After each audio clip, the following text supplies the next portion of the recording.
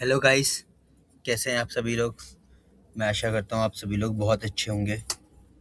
और कैसा रहा आज का सैटरडे आपका।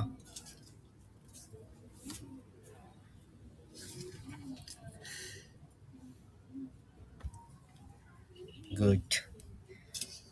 ठीक गाइस, तो कल हमने लास्ट वीक हमने कंप्लीट किया था अपना पूरा एक्सेल का डेटा तक हम लोग ने पूरा कंप्लीट कर लिया था डेटा टैब। ठीक है, व्यू टैब हमने कंप्लीट कर लिया था। ओवरव्यू मैंने आपको सारे टैब्स का दे दिया था। ठीक है। अब आज का जो टॉपिक है ना वो है फॉर्मूलाज। ठीक है, अब आज हम बात करेंगे फॉर्मूला टैब के बारे में। तो फॉर्मूला टैब क्या होता है, इसमें कौन कौन से फंक्शंस होते हैं, क्या क्या होता है। ठीक है, ये तो हम धीरे धीरे करेंगे आगे, जैसे जैसे हम आगे करते जाएंगे ये हम सीखते जाएंगे। सबसे पहले ना मैं आपको ना एक चीज़ बताना चाहता हूँ फॉर्मूला टैब स्टार्ट करने से पहले कि इसमें क्या क्या चीज़ें होती है फॉर्मूला टैब में। फॉर्मूला टैब में सबसे पहला जो आपका टैब आता है, फंक्शन आता है, वो होता है इंसर्ट फंक्शन।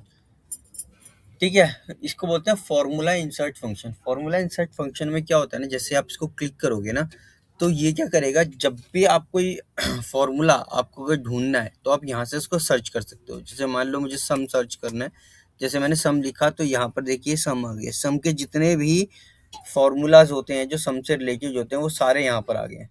देख रहे हो आप। ठीक है, ऐसे ही तो ये इंसर्ट फंक्शन का यही मतलब होता है कि हम यहाँ से वो फंक्शन ढूंढ सकते हैं जो हमें चाहिए। जैसे मैंने यहाँ से टाइप किया सम, मैंने सम को ले लिया। मैंने यहाँ पे अब देखिए नीचे दो ऑप्शन आते हैं, या तो फिर मैं इंसर्ट विद प्रीव्यू कर सकता हूँ या मैं नेक्स्ट कर सकता हूँ। जैसे मैं नेक्स्ट करूँगा तो यहाँ पर ये मेरे को बताएगा कि सम फंक्शन कैसे काम करता है।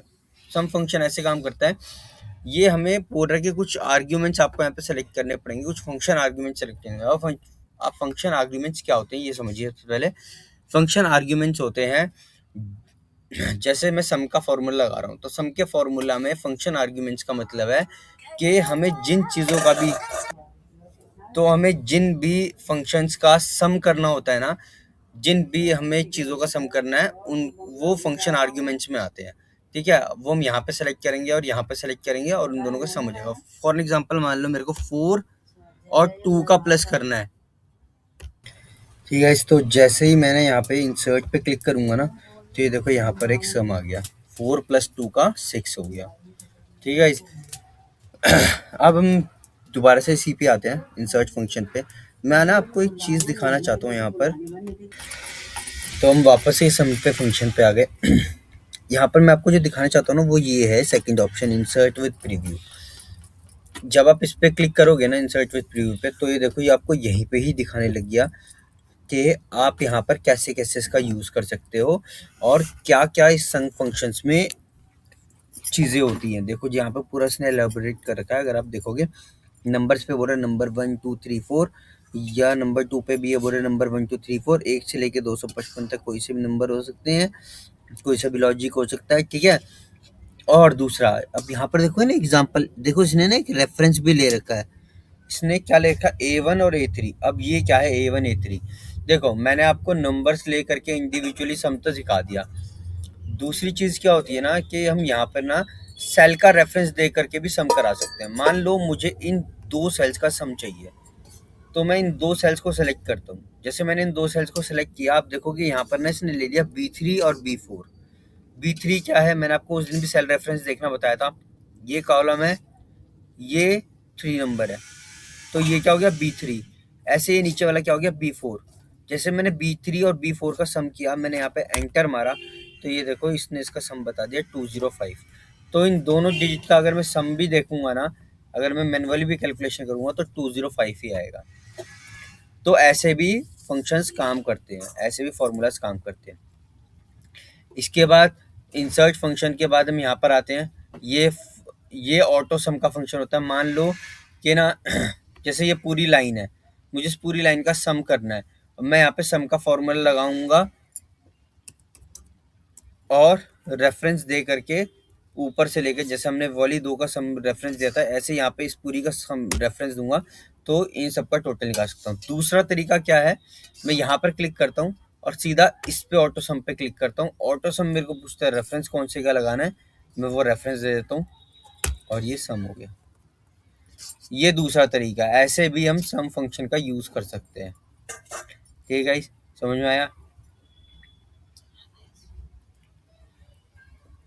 इसके बाद आप देखोगे डिफरेंट डिफरेंट फंक्शंस हैं।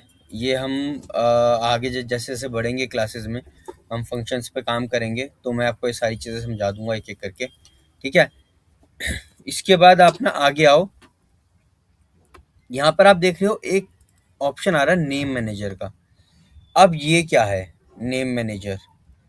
नेम मैनेजर ना कैसे काम करता है, मैं आपको ये चीज़ समझा देता हूँ। अब आपको मैं सिखाता हूँ नेम मैनेजर क्या चीज़ होती है। पहले आप समझिए कि नेम मैनेजर क्या चीज़ होती है। नेम मैनेजर का हम यूज़ करते हैं जब मुझे ना किसी भी चीज़ का शॉर्टकट बनाना होता है। मान लो ये एक एप्पल का ना एक फंक्शन है, ये अप्रैल है पूरा, कॉलम अप्रैल का। मुझे ना इसका सम चाहिए। ठीक है, दो तरीके हैं, मैं यहाँ पर भी सम लगा सकता हूँ, या मैं एक काम कर सकता हूँ, मैं क्या कर सकता हूँ, मैं यहाँ पे एक न्यू फंक्शन बनाता हूँ। न्यू फंक्शन मैं आपको बनाना सिखा रहा हूँ। नेम फंक्शन कैसे बनाते हैं, ये शॉर्टकट होता है कि हम इसको बनाकर रख सकते हैं और जब भी हमारा मन हो हम इसको अप्लाई कर सकते हैं। फॉर एग्जाम्पल मैं यहाँ पे न्यू पे क्लिक करता हूँ। मैंने न्यू पे क्लिक किया, मैंने इसका नाम रखा अप्रैल। अप्रैल मैंने इसका नाम रखा। अप्रैल अप्रैल क्या चीज़ होनी चाहिए, अप्रैल में क्या चीज़ होएगी? अप्रैल में होएगा अप्रैल मंथ का सम होगा। मैं यहाँ पे लगा देता हूँ, ये क्या होएगा, ये होएगा प्लस सम। किसका सम होएगा? इस पूरे रेफरेंस का। ठीक है, ये सम होएगा। इसको मैंने बंद कर दिया और मैंने यहाँ पे लिख दिया कि it will some of month April. ठीक है, मैं इसको सेव कर देता हूँ। अब देखिए मेरा यहाँ पर ना ये बन के तैयार हो गया। अब इसका यूज़ कैसे करना है, मैं यहाँ पर जाता हूँ, मैं यहाँ पर गया, मैंने यहाँ प्लस लगाया, मैंने यहाँ पर लिखा सम और मैंने यहाँ पे लिखा अप्रैल। इसको मैं ब्रैकेट को बंद करता हूँ। जैसे ही मैंने यहाँ पे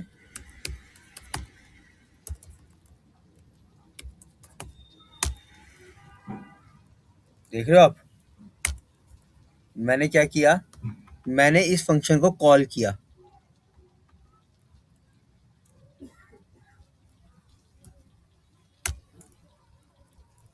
मैंने इस फंक्शन को कॉल किया। देखो मैं यहाँ पे लिखता हूँ प्लस अप्रैल।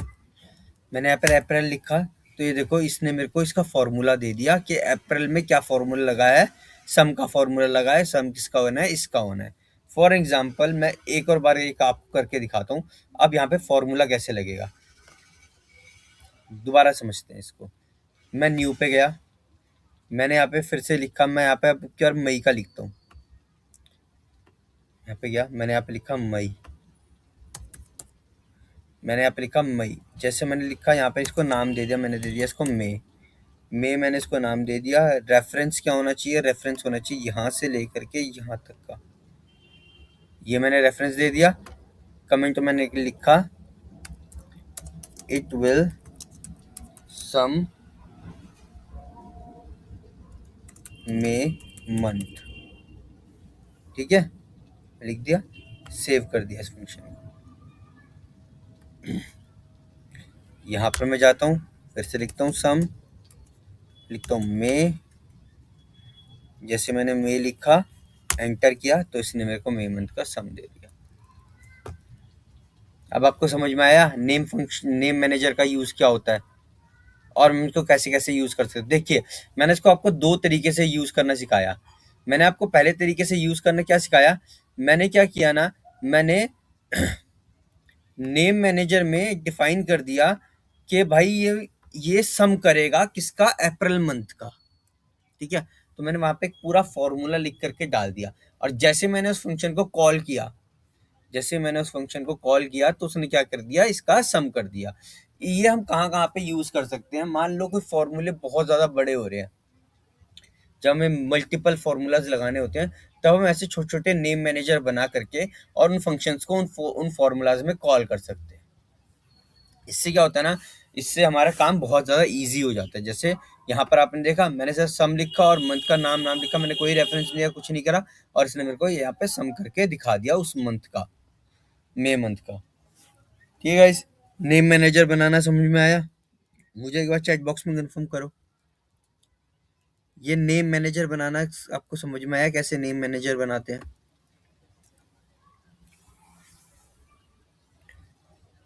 गुड। चलो, जिन जिनको नहीं आया मैं उनके लिए एक बारी वापस से रिपीट कर देता हूँ। नेम फंक्शन क्या होता है, नेम मैनेजर क्या होता है, दोबारा समझिए। नेम मैनेजर का हम यूज करते हैं जब हमें कोई फंक्शन को ऐसे क्रिएट करना हो कि वो इसकी मेमोरी फीड हो जाए, और जब भी हम उस फंक्शन को कॉल करें तो वो ऑटोमेटिकली उसका, कोई भी फंक्शन हम उसमें डिफाइन करें तो वो, जब भी हम उसके नाम से उसको कॉल करें तो वो उसका सम कर दे। फॉर एग्जाम्पल, अब मान के चलो एक क्लासरूम है, ठीक है। अब एक क्लासरूम में ना 10 बच्चे हैं। अब 10 बच्चे हैं और 10 के 10 बच्चों ने ना एक एक वॉलेंट्री सब्जेक्ट ले रखा है या वॉलेंट्री एक्टिविटी में पार्ट ले रखा है।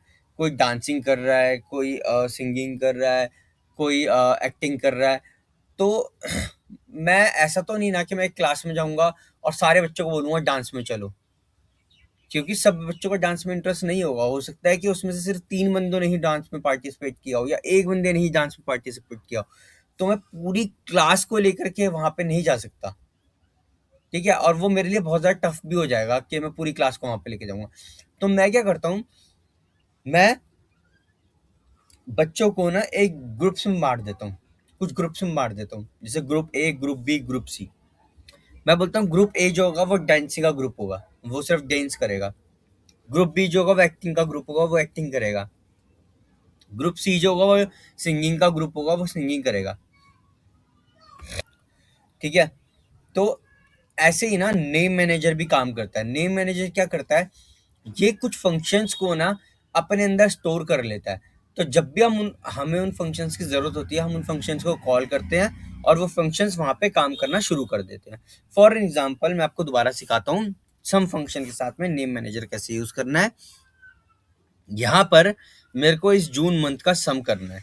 सम करने के दो तरीके होते हैं। एक तो ये वाला तरीका जो मैंने आपको बताया था कि मैं यहाँ पर गया, मैंने यहाँ पे लिखा सम और इस पूरे का रेफरेंस दे दिया बी से लेके यहाँ तक, और इस सबका सम हो गया, एंटर किया और सम हो गया। दूसरी चीज, नेम मैनेजर कैसे यूज किया, मैं गया नेम मैनेजर पे, टॉप में दिख रहा है आपको नेम मैनेजर, नेम मैनेजर पे गया, यहाँ पे मैंने न्यू पे क्लिक करा, मैंने एक इस नेम मैनेजर को एक नाम दे दिया। देखिए, मैंने आपको बताया था ना कि जैसे क्लास में हमने सबको ग्रुप वाइज डिवाइड कर दिया और हर एक ग्रुप का एक नाम दिया था, group A, group B, group C. ऐसे ही हमें ना यहाँ पर इस फंक्शन को एक नाम देना होगा। इस फंक्शन को मैं क्या नाम दूंगा, मैं इस फंक्शन को नाम दूंगा जून। जून,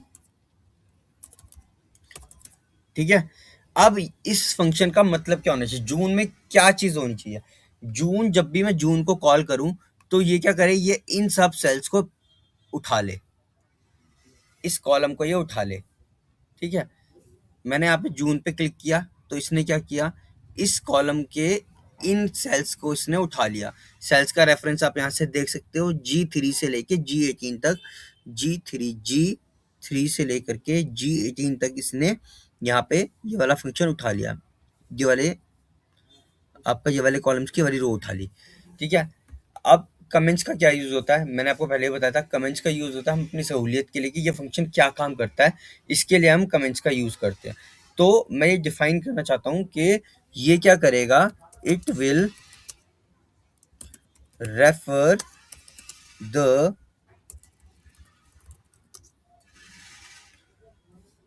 कॉलम, इट विल, इसको मैं ढंग से डिफाइन करता हूँ, it refers cell G3 to G18, ठीक है। ये क्या करता है, ये रेफर करता है G3 से लेके G18 को, ये जून फंक्शन। ठीक है, मैंने सेव कर दिया इसको। अब मैं इसको यहाँ पे कॉल करता हूँ। अब मुझे क्या करना है, मुझे ना सम करना है। मैंने यहाँ पर गया, मैंने यहाँ पे प्लस का साइन लगाया या इक्वल्स टू का साइन लगाया, मैंने यहाँ पे लिखा सम, और मैंने वो फंक्शन को कॉल करा जून।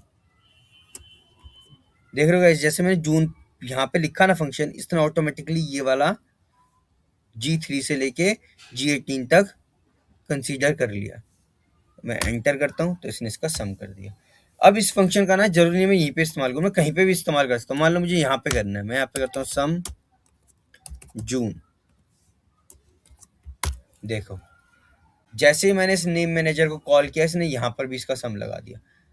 तो ये कहीं पे भी इसका यूज इसीलिए होता है कि हम अपने काम को इजी कर सकें, हम रेफरेंस दे सकें, ताकि हमको जब भी कॉल करना हो उस रेफरेंस को हम इजीली कॉल कर पाएं। ठीक है गाइस, समझ में आ गया होगा आप सभी को। एक बार मुझे कंफर्म कर दो, क्या अभी भी किसी को कोई डाउट है? ठीक है गाइस, अगला टैब आता है शो फॉर्मूला का। जैसे ही मैं इस पे क्लिक करता हूँ ना शो फॉर्मूला पे, आप देखोगे ये मुझे ना सारे फॉर्मूलाज को एलेबोरेट करके दिखाने लग गया कि ये फॉर्मूला क्या है। देखो,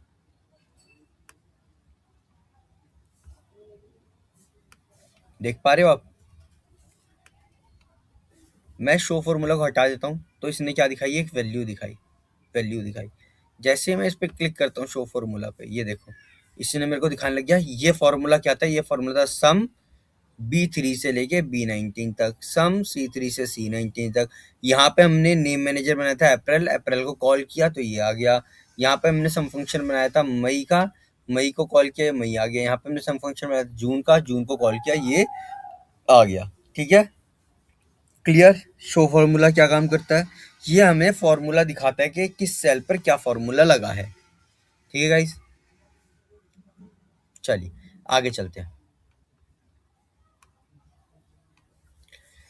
अब अगला आप देखोगे ना, शो फॉर्मूला के बाद एक एक ऑप्शन आता है कैलकुलेशन ऑप्शन। अब कैलकुलेशन ऑप्शन में ना यहाँ पे देखो कुछ मोड्स दिए हुए हैं, ऑटोमेटिक, पार्शियल, मैनुअल। अब ये क्या होता है, पहले इसको समझते हैं कि ये कैसे काम करता है और ये क्या होता है। तो गाइस, जैसे आप यहाँ पे देखोगे ना कैलकुलेशन ऑप्शन पे 3 ऑप्शंस आते हैं, ऑटोमेटिक, पार्शियल, मैनुअल। तो अब एक-एक करके सीखते हैं कि क्या मतलब होता है। पहले मैनुअल से शुरू करते हैं, मैनुअल का मतलब क्या होता है। जैसे मैंने यहाँ पे मैनुअल पे क्लिक किया, अब आप देखोगे मैं यहाँ पे एक फ़ॉर्मूला लगाता हूँ सम का। मैंने इस पे सम का फ़ॉर्मूला लगाया, ठीक है?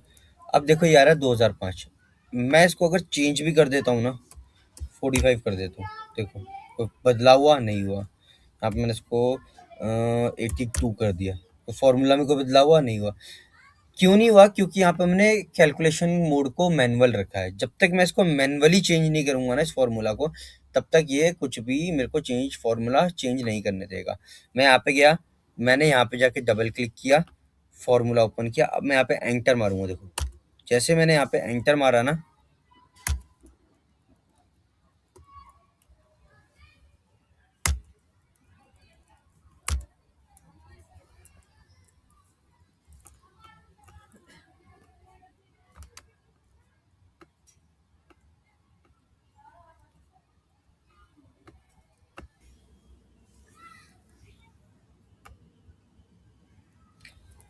देखिए गाइस, मैंने यहाँ पे क्या किया, ये 319 है, मैंने इसको 300 कर दिया। फंक्शन हमारा मैनुअली है। यहाँ पर देखो, यहाँ पे कुछ चेंज हुआ? नहीं हुआ।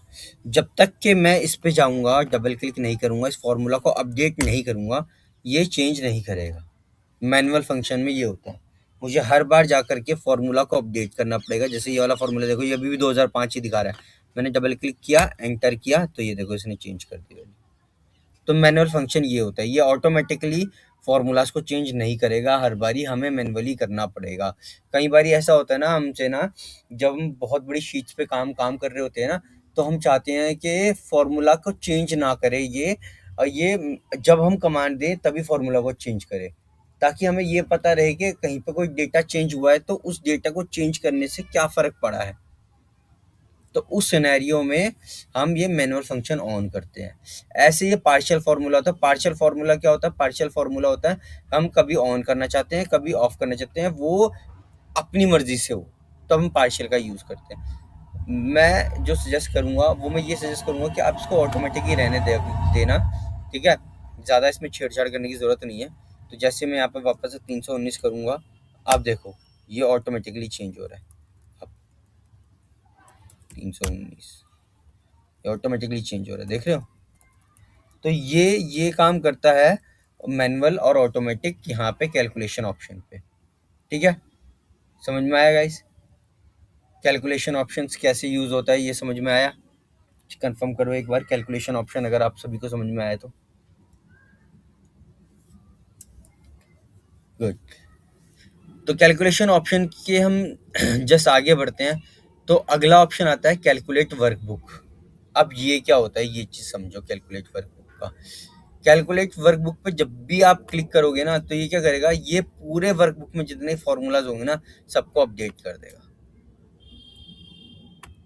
ठीक है? ऐसे ही अगला ऑप्शन होता है कैलकुलेट शीट। कैलकुलेट शीट क्या करती है, सिर्फ इस शीट में जितने फॉर्मूलाज होंगे उनको अपडेट करेगी। कैलकुलेट शीट में मैंने क्लिक किया तो ये जितने भी इस शीट में जितने फॉर्मूलाज होंगे उन सबको यहाँ पे अपडेट करेगी, ठीक है? ये समझ में आया कैलकुलेट वर्कबुक और कैलकुलेट शीट का क्या काम होता है?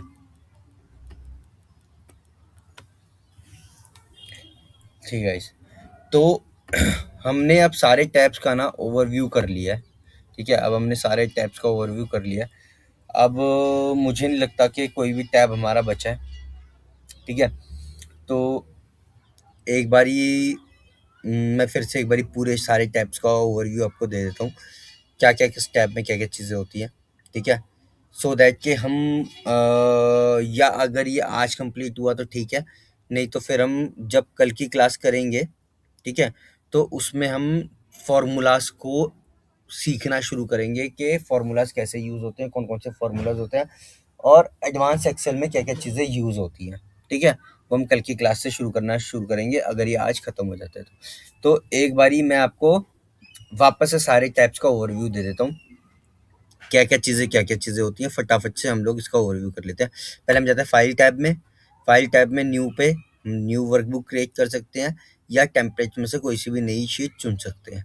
ओपन ओपन में जाकर के हम हमारी जो ऑलरेडी बनी हुई वर्कबुक्स हैं हम उनको ओपन कर सकते हैं, ठीक है? सेव में हम इसको सेव कर सकते हैं। शेयर में जाकर के हम इसको शेयर कर सकते हैं, हमें किसी को भी शेयर करना हो तो हम यहाँ से उसको शेयर कर सकते हैं। हमें इसकी कोई कॉपी बनानी है तो हम यहाँ से जाके क्रिएट कॉपी बना सकते हैं। एक्सपोर्ट हमें इसको अपने सिस्टम पे एक्सपोर्ट करना है या इसकी पीडीएफ बनानी है तो हम यहाँ से बना सकते हैं डायरेक्टली। किस वर्जन में सेव करना है वो भी हम यहाँ से सेलेक्ट कर सकते हैं। हमें यहाँ से प्रिंट करना है तो हम डायरेक्टली यहाँ से यहाँ पे जाके के इसको प्रिंट कर सकते हैं, ठीक है? रीनेम पे हम शीट का रीनेम कर सकते हैं। ऑप्शंस पे मैंने आपको पहले भी बताया था, रीजनल सेटिंग पे जा करके आपको अपने रीजन के हिसाब से यहाँ पे आपकी लैंग्वेज चुननी होती है ताकि ये शीट आपके रीजन के हिसाब से काम करे, ठीक है गाइस? नेक्स्ट आता है होम टैब। होम टैब पे क्या-क्या ऑप्शंस होते हैं? होम टैब पे ऑप्शंस होते हैं तो मैं एक बारी क्लासिक रिबन पे क्लिक कर देता हूँ, ठीक है? होम टैब पे क्या-क्या ऑप्शंस होते हैं? पहला ऑप्शन होता है अनडू और रीडू का। अनडू रीडू आपको पता है ना, किसी भी चीज़ को वापस लाना या पहले जैसा करना, ठीक है? वो अनडू रीडू से होता है। पेस्ट कोई भी चीज़ हमने कॉपी करी है उसको यहाँ पे पेस्ट करना है, किस फॉर्मेट में करना है वो यहाँ से हम सेलेक्ट करते हैं, या हमें सारे सिर्फ वैल्यूज़ पेस्ट करनी है उस चीज़ की, या सिर्फ फार्मूला पेस्ट करना है, या सिर्फ फॉर्मेटिंग पेस्ट करनी है, या कोई लिंक था उसमें वो पेस्ट करना है, या कॉलम की जो भी विड्थ थी वो हमें यहाँ पे पेस्ट करनी है सिर्फ, या हमें रोज को कॉलम और कॉलम्स को रोज बनाना है वो हम यहाँ से कर सकते हैं, ठीक है? ये कॉलम और रोज वाला मैं आपको ना एक बार सिखा देता हूँ, शायद लास्ट क्लास में हमने सीखा या नहीं सीखा, मैं एक बार फिर भी सिखा देता हूँ। मान लो ये लोकेशन ना अभी कॉलम लेवल पे आ रही है और ये मंथ ना रो लेवल पे आ रहा है, देख रहे हो?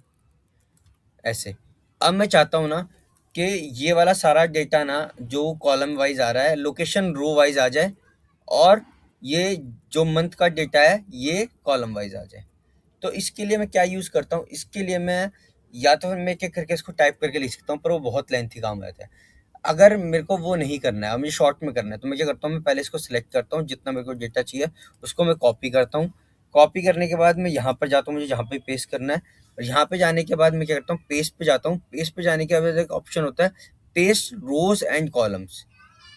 क्या रहा है, ट्रांसपोज रोज एंड कॉलम्स। जैसे मैं इस पे क्लिक करता हूँ ट्रांसपोज रोज एंड कॉलम्स पे, ये देखो इसने इसको ट्रांसपोज कर दिया। ट्रांसपोज मतलब कि इसने रो को कॉलम बना दिया और कॉलम को रो बना दिया। ठीक है, ये किसी वजह से आप सब ये समझ में आया गाइस? ग्रेट। अगर ये समझ में आया तो बहुत बढ़िया, क्योंकि ये बहुत जगह पे यूज होता है ट्रांसपोज। मुझे लग रहा था कि मैंने शायद आपको नहीं बताया, तो मैंने इसलिए आपको वापस से बता दिया। ठीक है, कट का यूज हम कर सकते हैं कोई भी चीज़ को कट करने के, कहीं पे भी पेस्ट करने के लिए। जैसे हम मैंने इसको यहाँ पे कट कर दिया और मैं इसको यहाँ पे पेस्ट करूंगा, तो ये देखोगे यहाँ पर से ये चीज़ गायब हो गई, क्योंकि वहां से मैंने उसको कट कर लिया। कट का मतलब समझ में आता है ना, जब हम किसी चीज़ को कट करते हैं तो वो हम उसको काट देते हैं, उसको वहां से हटा देते हैं। ठीक है, तो ये ऐसे काम करता है। सेम कॉपी, जब मैं किसी चीज़ को कॉपी करता हूँ उसको पेस्ट करता हूँ तो उसकी कॉपी बन जाती है। फॉर्मेट पेंटर क्या होता है, मान लो ये कॉलम है, इसमें कुछ डिफरेंट फॉर्मेट है। मान लो ये 12 नंबर है, देखो इसका फॉन्ट बड़ा है पर नीचे वाले का फॉन्ट छोटा है। मैं चाहता हूँ इसका फॉन्ट भी बड़ा हो जाए, और मेरे को पता नहीं है इसमें मैंने कौन सी फॉर्मेटिंग यूज़ कर रखी है। तो मैं क्या करता हूँ, सिंपल फॉर्मेट पेंटर पे जाऊँगा। जिस चीज़ का मुझे फॉर्मेट क्लिक करना है पहले उस पर क्लिक करूँगा, फॉर्मेट पेंटर पे क्लिक करूँगा, ये फॉर्मेट कॉपी हो गया, और जहाँ पे मेरे को वो सेम फॉर्मेट पेस्ट करना है वहाँ पे आके इसको क्लिक कर दूंगा, सेम फॉर्मेट हो गया। मान लो मुझे ये सब पे करना है, तो मैंने जगह पे जग गया, जिसका फॉर्मेट मेरे को पेस्ट करना है मैंने यहाँ पे गया, उसका फॉर्मेट मैंने फॉर्मेट पेंटर से कॉपी किया और सब पे जा करके सेलेक्ट कर लिया, जहाँ जहाँ तक मुझे पेस्ट करना है। मुझे यहीं तक पेस्ट करना है, तो मैंने सेलेक्ट कर लिया, ये देखो। ठीक है, समझ में आया फॉर्मेट पेंटर कैसे काम करता है? चलिए अब आगे चलते हैं। फॉर्मेट पेंटर के बाद आता है फ़ॉन्ट के साइज़ और स्टाइल कैसे चेंज करे जा सकते हैं। ये मैंने आपको बताया था जहाँ पर आप जाओगे यहाँ पर डिफरेंट डिफरेंट फ़ॉन्ट्स के नाम आते हैं। आप आपको जो फ़ॉन्ट का नाम चाहिए आप यहाँ से सेलेक्ट कर सकते हो। जैसे मतलब मान लो अभी ये मुझे इसको एरियल करना है, अभी ये फॉर्मेट है, मुझे इसको एरियल करना है, तो मैंने यहाँ पे जाके क्लिक किया तो ये एरियल हो गया। मुझे इसको ये वाले फॉर्मेट में करना है, देखो ये वाले में करना है। मैंने यहाँ पे किया, मैंने क्लिक कर लिया सेंचुरी। ठीक है, ऐसे ही मैं इसके साइज़ को चेंज कर सकता हूँ। मैं चाहता हूँ साइज़ को बड़ा करना है, छोटा करना है, वो मैं यहीं से कर सकता हूँ। उसको 10 पे करना है, मैंने साइज़ चेंज कर लिया। मैं यहाँ से भी साइज़ को बड़ा छोटा कर सकता हूँ। जैसे मैंने यहाँ पे किया तो ये देखो धीरे-धीरे बड़ा हो रहा है। मैंने यहाँ पे क्लिक किया तो ये धीरे-धीरे छोटा हो रहा है। इसको बोलते हैं ग्रो फ़ॉन्ट और श्रिंक फ़ॉन्ट। ग्रो फ़ॉन्ट और श्रिंक फ़ॉन्ट। ग्रो पे क्या होता है, बड़ा होता है, ग्रो होता है, बड़ा होता जाता है। श्रिंक पे क्या होता है, सिकुड़ता जाता है, छोटा होता जाता है। ठीक है, अब मैं चाहता हूँ कि मैं इसको ना थोड़ा हाईलाइट करके अलग से दिखाऊँ, मैं इसको बोल्ड करना चाहता हूँ, तो मैं यहाँ पे जाऊँगा, क्लिक करूँगा तो ये बोल्ड हो जाएगा। ठीक है, मैं चाहता हूँ ये थोड़ा सा टिल्ट हो जाए, इटैलिक फॉर्मेट में दिखाई दे, थोड़ा अलग से नज़र पड़े इस पे, तो मैंने देखो करा तो ये थोड़ा सा टिल्ट हो गया। मैं चाहता हूँ इस वाले के नीचे अंडरलाइन आ जाए, मैंने यहाँ पे क्लिक किया तो ये देखो इस वाले के नीचे अंडरलाइन आ गई। मैं चाहता हूँ इसके नीचे ना डबल अंडरलाइन है, 2 बार अंडरलाइन, तो मैंने यहाँ पे क्लिक किया तो ये देखो 2 बार अंडरलाइन आ गई। मैं चाहता हूँ ये ना इसके ऊपर ना स्ट्राइक ऑफ हो जाए। स्ट्राइक ऑफ का मतलब क्या होता है, इसके ऊपर एक लाइन आ जाए। ठीक है, जैसे हम करते थे ना, गलती हो जाती थी कुछ तो हम पेन से उसको ऐसे काट देते थे, तो ये स्ट्राइक ऑफ है, स्ट्राइक ऑफ कर दिया। मैं चाहता हूँ मैं इस पूरे पे ना बॉर्डर लगा दूँ, चाहता हूँ ये एक बॉर्डर लगा दूँ इस पूरे पे।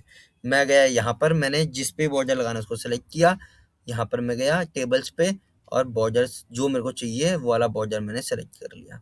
यहाँ पे बहुत सारे बॉर्डर्स के स्टाइल आते हैं, हम चाहें तो खुद से भी बॉर्डर बना सकते हैं। हम बॉर्डर के कलर को भी चेंज कर सकते हैं, हम बॉर्डर का स्टाइल बड़ा छोटा जो भी करना है वो यहाँ से कर सकते हैं। ठीक है, मान लो मुझे कस्टम बॉर्डर लगाना है, तो मैं यहाँ पे मोर बॉर्डर्स पे जाता हूँ, मैं यहाँ पे सेलेक्ट कर लेता हूँ कि भाई मुझे ये सिर्फ ये 4 लाइनें चाहिए चारों तरफ की। ठीक है, तो चारों लाइन आ गई। मैं चाहता हूँ कि मैं बीच में भी देखो चारों लाइनें आ गई ना चारों तरफ। ठीक है, ऐसे तो बॉर्डर्स ऐसे काम करते हैं। ठीक है, मैं चाहता हूँ ये बॉर्डर्स ना सिर्फ चारों तरफ बोल्ड हो जाए, तो चारों तरफ बोल्ड हो गया देखिए। समझ में आया यहाँ तक? ठीक है, तो ऐसे हम बॉर्डर का यूज़ कर सकते हैं। मैं चाहता हूँ किसी भी सेल पे ना, पर्टिकुलर सेल पे मैं एक कलर कर दूँ, तो मैं यहाँ पे गया फिल कलर पे, मैंने कलर चूज़ किया जो भी मेरे को चाहिए। जैसे मेरे को ये ऑरेंज कलर चाहिए, तो मैंने यहाँ पे गया, सेल को सेलेक्ट किया, ऑरेंज कलर पे क्लिक किया तो ऑरेंज हो गया। मैं चाहता हूँ ये इतनी रो पे, इस कॉलम के इसी सेल पे कलर हो जाए येलो। तो मैं यहाँ पे जाऊँगा, मैंने सेल सेलेक्ट करी, इसको येलो कर गो सॉरी ऑरेंज कर दिया, तो ये ऑरेंज हो गया। मैं चाहता हूँ इसका फ़ॉन्ट कलर चेंज हो जाए। अब यहाँ पे फ़ॉन्ट कलर ब्लैक दिखाई दे रहा है, मैं चाहता हूँ इस फ़ॉन्ट कलर ना ब्लू हो जाए। तो देखो ये ब्लू हो गया। तो यहाँ पे जाके मैं फ़ॉन्ट का कलर भी चेंज कर सकता हूँ। ठीक है, इन दोनों में ही ना मोर के ऑप्शंस भी होते हैं और आई ड्रॉपर भी होता है। आई ड्रॉपर का मतलब क्या होता है, मान लो ये कलर है, मुझे पता नहीं है कौन सा कलर है, तो मैं आई ड्रॉपर पे जाता हूँ, मैंने इसको सेलेक्ट कर लिया, मेरे को जो भी कलर चाहिए, ये मेरे को चाहिए ये वाला कलर, ये जो कलर यहाँ पे हो रखा है, मैंने सेलेक्ट कर लिया। ठीक है, और मैंने यहाँ पे आके उसको सेलेक्ट कर लिया वाले कलर को, तो वाला कलर देखो ऑटोमेटिकली वाला कलर हो गया।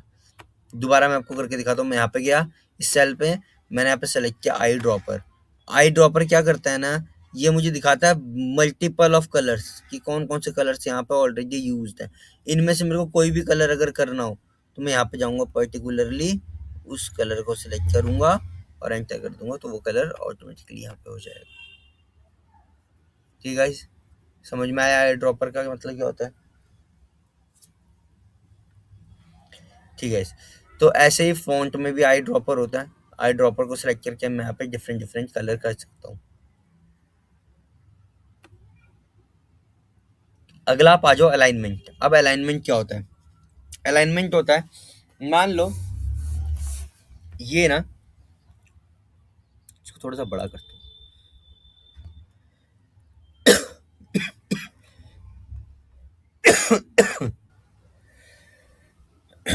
ठीक है गाइस, तो हम कर रहे थे अलाइनमेंट, मैं इसको थोड़ा थोड़ा बड़ा कर रहा था।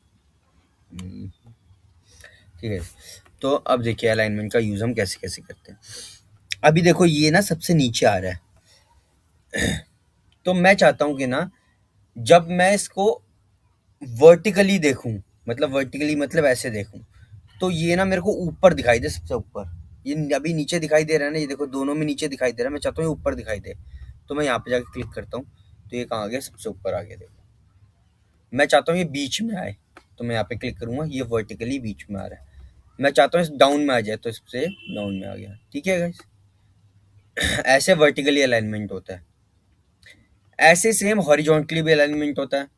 ये मान लो अभी ये यहाँ पर है, ये आप देख रहे हो ना, लेफ्ट हैंड साइड पे दिखाई दे रहा है क्योंकि ये टेक्स्ट फॉर्मेट है। अगर ये नंबर फॉर्मेट में होता, तो ये हमें राइट हैंड साइड पे दिखाई देता। क्योंकि ये टेक्स्ट फॉर्मेट में है, इसलिए ये हमें लेफ्ट हैंड साइड पे दिखाई दे रहा है। अब मैं चाहता हूँ ये ना मिडल में आ जाए, तो मैं यहाँ पे जाऊँगा, इस पे क्लिक करूँगा, तो ये मिडल पे आ गया। मैं चाहता हूँ ये राइट हैंड साइड पे मुझे दिखाई दे, तो मैं यहाँ पे क्लिक करूँगा, ये राइट हैंड साइड पे मुझे दिखाई देगा। ठीक है गाइस, मैं वापस इसको लेफ्ट में कर देता हूँ, तो ये लेफ्ट में हो जाएगा। यहाँ तक समझ में आया? ठीक है गाइस, अगला ऑप्शन आता है इंडेंटिंग का। इंडेंटिंग क्या होता है ना, देखो अब ये ना लेफ्ट में है, बट मुझे इसको पूरा सेंटर में नहीं करना, मुझे इसे थोड़ा सा आगे पीछे मूव करना है। तो मैं क्या करता हूँ, यहाँ पर देखो, मैं इस वाले पे दिखाता हूँ आपको, क्योंकि ये थोड़ा बड़ा भी है और आपको समझ में भी आया। मैं यहाँ पर जाता हूँ, मैं इसको ना इंडेंटिंग करता हूँ थोड़ा सा राइट पे।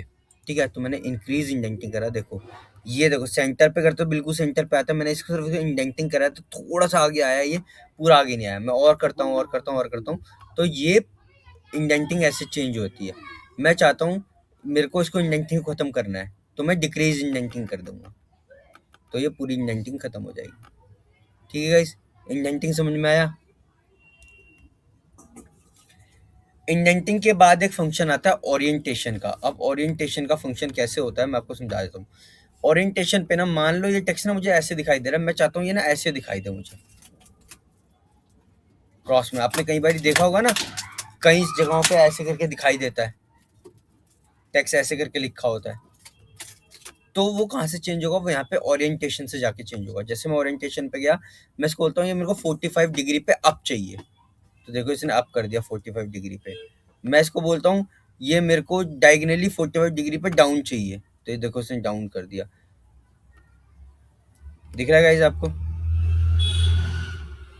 मैं चाहता हूँ ये 90 डिग्री पे वर्टिकली खड़ा हो जाए, लेटर बाय लेटर। जैसे मैंने इसको ये किया, लेटर बाय लेटर मैंने इसको खड़ा किया, तो अब ये कैसा दिखाई दे रहा है। मैं इसको थोड़ा छोटा करता हूँ, ये देखो, देखो गाइस, ये ऐसे करके खड़ा हो गया 90 डिग्री पे वर्टिकली। तो यहाँ से हम इसको ना चेंज कर सकते हैं अलग अलग जैसे हम चाहें। ठीक है, 90 डिग्री पे करना हो तो ये 90 डिग्री पे हो गया रोटेट। देखो डाउन साइड पर 90 डिग्री पे करना है तो देखो उल्टा लिखा आ गया। ठीक है, तो हम ऐसे करके इसका यूज करते हैं।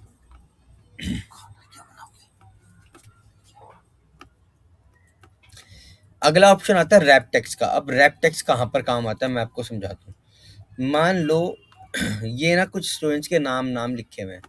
अब ये जब आप देख रहे हो ना, तो ये राहुल जैन ना, जैन जो है वो अगले वाले राहुल के ना नीचे साइड पे दब जा रहा है, तो वो क्लियरली हमें दिखाई नहीं दे रहा है। तो क्लियरली उसको दिखाने के लिए हम क्या यूज करते हैं, हम यहाँ पे यूज करते हैं रैप टेक्स्ट का। जैसे मैं यहाँ पे क्लिक करता हूँ रैप टेक्स्ट पे, अब देखो, तो ये क्या करेगा ना, ये राहुल के नीचे जैन को ले आया, मतलब इसने ना इस सेल के अंदर में इसको फिट कर दिया इस नाम को। ठीक है, मैं वापस से रैप टेक्स्ट को हटाता हूँ, तो ये देखो ये उसके नीचे दब गया है। पर जैसे मैं इस पर क्लिक करूंगा ना, ये इसके नीचे कंप्लीटली आ गया है। देख रहे हो आप? देख रहे हो गाइस? ये इसमें सेट कर दिया इसने अकॉर्डिंग टू द सेल। ऐसे अगला ऑप्शन आता है ना एक मर्जेंट सेंटर का। मर्जेंट सेंटर क्या काम करता है, मान लो ये एक वैल्यू है, मैं यहाँ पे लिखता हूँ, मैं इसको लिखता हूँ लोकेशन वाइज सेल। अब मैं चाहता हूँ ना ये इन सबका हेडर बन जाए या इन सबके ऊपर आए। ठीक है, तो मैं क्या करूँगा, मैं यहाँ पर इसको सेलेक्ट करूँगा जो मेरे को चाहिए, और मैं बाकी की सेल जहाँ जहाँ तक मुझे चाहिए मैं वो सारी सेल्स को सेलेक्ट करूँगा। सारी सेल्स को सेलेक्ट करने के बाद मैं यहाँ पे मर्ज एंड सेंटर के ऑप्शन को क्लिक कर दूंगा। जैसे हम मर्ज एंड सेंटर पे क्लिक करूंगा, आप देखोगे ये सारी सेल्स जो हैं ये मर्ज हो गई आपस में। मर्ज का मतलब मिल गई, मिल के ये एक बड़ी सेल बन गई, और ये डेटा जो है वो सेंटर में आ गया। मैं इसको सेंटर से हटा करके इसको अक्रॉस भी कर सकता हूँ। ठीक है, मैं चाहूँ तो उसको लेफ्ट भी कर सकता हूँ, राइट भी कर सकता हूँ, मैं चाहूँ तो उसको वापस से अनमर्ज भी कर सकता हूँ। ठीक है, तो यहाँ से मर्ज एंड सेंटर से मैं ये ऑप्शन का इस्तेमाल करता हूँ। ठीक है, अगले ऑप्शन पे आ जाते हैं। अगला ऑप्शन क्या है, अगला ऑप्शन है जर्नल का। जर्नल में ये यहाँ पर फॉर्मेटिंग होती है। जैसे मान लो कोई सा भी सेल है, मुझे इसको नंबर फॉर्मेट से हटा करके मुझे इसको टेक्स्ट फॉर्मेट में करना है। टेक्स्ट फॉर्मेट में क्या होता है, मैंने आपको बताया, टेक्स्ट फॉर्मेट में ये इसको नंबर नहीं कंसीडर करेगा, ये इसको एज अ करेक्टर कंसीडर करेगा। और जब भी मैं सम का फॉर्मूला लगाऊंगा या कोई फॉर्मूला लगाऊंगा तो ये इस पे फॉर्मूला अप्लाई नहीं करेगा। तो ये करने के लिए मुझे क्या करना पड़ेगा, मुझे इसको सेलेक्ट करना पड़ेगा और टेक्स्ट में कन्वर्ट करना पड़ेगा। जैसे मैंने टेक्स्ट पे कन्वर्ट किया तो ये देखो, ये इस टेक्स्ट की तरह ये भी लेफ्ट हैंड साइड पे मूव हो गया। ठीक है, ऐसे ही बहुत सारे ऑप्शंस होते हैं यहाँ पर। मुझे इसको नंबर में करना है, वापस से क्लिक करूंगा, ये नंबर में हो गया। देखो नंबर टू डेसिमल में आ रहा है। मैं चाहता हूँ ये 2 डेसिमल में ना आए, मैं मोर नंबर फॉर्मेट में जाता हूँ। नंबर 2 डेसिमल में ना आए तो मैं इसका डेसिमल हटा दूंगा, डेसिमल बढ़ा दूंगा तो डेसिमल बढ़ जाएगा। मैंने आपको एक और ऑप्शन बताया था इसी में, 1000 सेपरेटर। 1000 सेपरेटर क्या करता है, मान लो ये एक नंबर है, यहाँ पर मैंने एक नंबर लिखा, ये एक नंबर है। ठीक है, अब मुझे ये पढ़ने में ढंग से मैं एक बार में देख करके इसको नहीं पढ़ सकता, मुझे थोड़ा सा इस पर फोकस करना पड़ेगा, तभी मैं इसको एक बार में पढ़ के बता सकता हूँ। तो मैं क्या करता हूँ, मैं यहाँ पे ना यूज 1000 सेपरेटर, अगर जैसे मैं इसको करूँगा तो ये इंडियन करेंसी के हिसाब से, क्योंकि मैंने वहाँ पे रीजन जो स्टार्टिंग में मैंने यहाँ पे इंडिया सेलेक्ट किया था, उसके हिसाब से ये इंडियन नंबर सिस्टम जो होता है ना, वंस, टेंस, 100, 1000, 10,000, फिर लाख, 10 लाख, उस वाले फॉर्मेट में ये चेंज हो गया है। ठीक है, अब मैं इसको इजीली पढ़ सकता हूँ। ठीक है गाइस, आप इसको इजीली पढ़ पा रहे हो ना, 1,54,55,451, तो ये यहाँ से चेंज होता है। ठीक है, ऐसे ही अगला ऑप्शन नंबर के बाद आता है करेंसी और अकाउंटिंग। करेंसी और अकाउंटिंग सेम होते हैं, इसमें बस कुछ नहीं होता, यहाँ पर बस एक आगे करेंसी का सिंबल लग जाता है। अकाउंटिंग में थोड़ा अकाउंटिंग की तरह काम करता है और थोड़ा सा आगे को मूव कर देता है, ये करेंसी के निशान को सबसे आगे मूव कर देता है, ठीक है। बाकी और कोई फर्क नहीं होता है। मैं इसको डेट फॉर्मेट में चेंज करना चाहता हूँ, मैं इस नंबर पे क्लिक करूंगा, इसको डेट फॉर्मेट चेंज कर दूंगा, तो ये एक डेट फॉर्मेट आ गई, ये एक डेट आ गई, ठीक है। मान लो ये डेट फॉर्मेट है बट ये डेट नहीं है, ठीक है। मुझे इसको वापस से नंबर फॉर्मेट में करना है, तो मैं जाऊंगा वापस से नंबर फॉर्मेट में, इसको नंबर फॉर्मेट में कर दूंगा। मुझे इसको टाइम फॉर्मेट में चेंज करना है, इसको टाइम पे क्लिक करूंगा, ये टाइम फॉर्मेट में चेंज हो गया। मैं चाहता हूँ इसको वापस से नंबर फॉर्मेट में चेंज करना, नंबर फॉर्मेट में चेंज कर सकता हूँ। देखिए गाइस, मैं ना आपको ना ऊपर ऊपर से ओवरव्यू बता रहा हूँ, क्योंकि हम डिटेल्स में ऑलरेडी इसकी बात कर चुके हैं। तो जो भी ये फंक्शंस के अंदर जो फंक्शंस है ना, जैसे ये अंदर फंक्शंस है, मैं इनकी बात नहीं कर रहा हूँ। ये आप जैसे जैसे यूज करोगे इसको, तो आपको खुद ब खुद ही समझ में आ जाएगा। जैसे आपको ये वाला फॉर्मेट चाहिए, तो ये देखो इसने यहाँ पे डे निकाल दिया, डेट निकाल दिया, मंथ निकाल दिया और ईयर निकाल दिया, ठीक है। और वो भी इंडियन फॉर्मेट के हिसाब से, ठीक है। ऐसे ही अगला होता है फ्रिक्शंस में करना है, परसेंटेज में करना है, साइंटिफिक कोई नंबर फॉर्मेट करना है तो वो आप कर सकते हो, स्पेशल फॉर्मेट कोई आपका वो कर सकते हो। कस्टम फॉर्मेट में जाओगे तो आप इसको जिस भी फॉर्मेट में, आप बहुत सारे ऑप्शंस अवेलेबल होते हैं, आप यहाँ पे किसी फॉर्मेट में इसको चेंज कर सकते हो। ठीक है, ये समझ में आ गया। अगला आप आ जाओ, ये इसके कुछ शॉर्टकट्स होते हैं। अकाउंटिंग को हम यहाँ से डायरेक्टली यूज करते हैं, परसेंटेज को यहाँ से डायरेक्टली यूज करते हैं। ये 1000 सेपरेटर का होता है, जैसे मैं यहाँ पे क्लिक करूंगा ये 1000 में कन्वर्ट हो गया। मैं चाहता हूँ कि मैं इसको 2 डेसिमल में ना दिखाऊं, तो मैं डेसिमल डिक्रीज करना चाहता हूँ, तो यहाँ से मैं डिक्रीज कर दिया, देखो डेसिमल हट गया ना। मैं इंक्रीज करना चाहता हूँ, देखो डेसिमल 4 डेसिमल में हो गया है, ठीक है। तो ये यहाँ से शॉर्टकट से भी हम यूज कर सकते हैं, ठीक है गाइस। अगला ऑप्शन आता है कंडीशनल फॉर्मेटिंग का। अब कंडीशनल फॉर्मेटिंग का ऑप्शन समझो। कंडीशनल फॉर्मेटिंग में ना बहुत सारी चीज़ें आती हैं, बहुत सारी कंडीशंस आती हैं जो हम लगा सकते हैं, ये मैंने आपको पहले भी बताया था। तो जो भी हमें यहाँ पे कंडीशन सेट करनी है, मान लो मैं यहाँ पे कंसीडर ये सेट करता हूँ कि अगर ये नंबर ग्रेटर देन हो किसके, देखो मैं कहाँ पे फॉर्मूला लगा रहा हूँ, मैं E6 पे फॉर्मूला लगा रहा हूँ। E6 पे मैंने फॉर्मूला लगाया। मैंने क्या फॉर्मूला लगाया, मैंने फॉर्मूला लगाया कि जब भी ये नंबर, जब भी ये सेल वैल्यू ग्रेटर देन हो, ग्रेटर देन किसके हो, 120 के, 120 की जब भी ये ग्रेटर देन हो, तो ये क्या करे, इसके कलर को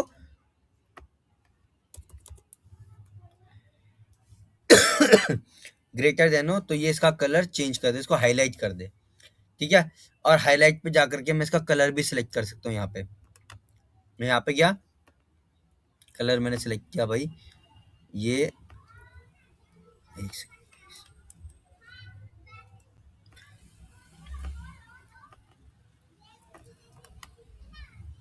मैंने यहाँ पे कर दिया 120,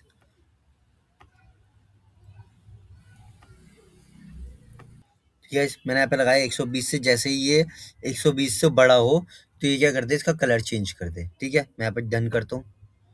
अब मैं यहाँ पर जाता हूँ, यहाँ पे मैं लिखता हूँ 120, जैसे यहाँ पे लिखा 120, देखो गाइस इसने इसका कलर चेंज किया नहीं किया, क्योंकि मैंने बोला था ये जब 120 से ऊपर हो। मैं यहाँ पे 121 करता हूँ, जैसे मैंने 121 किया, देखो इसका कलर चेंज हो गया।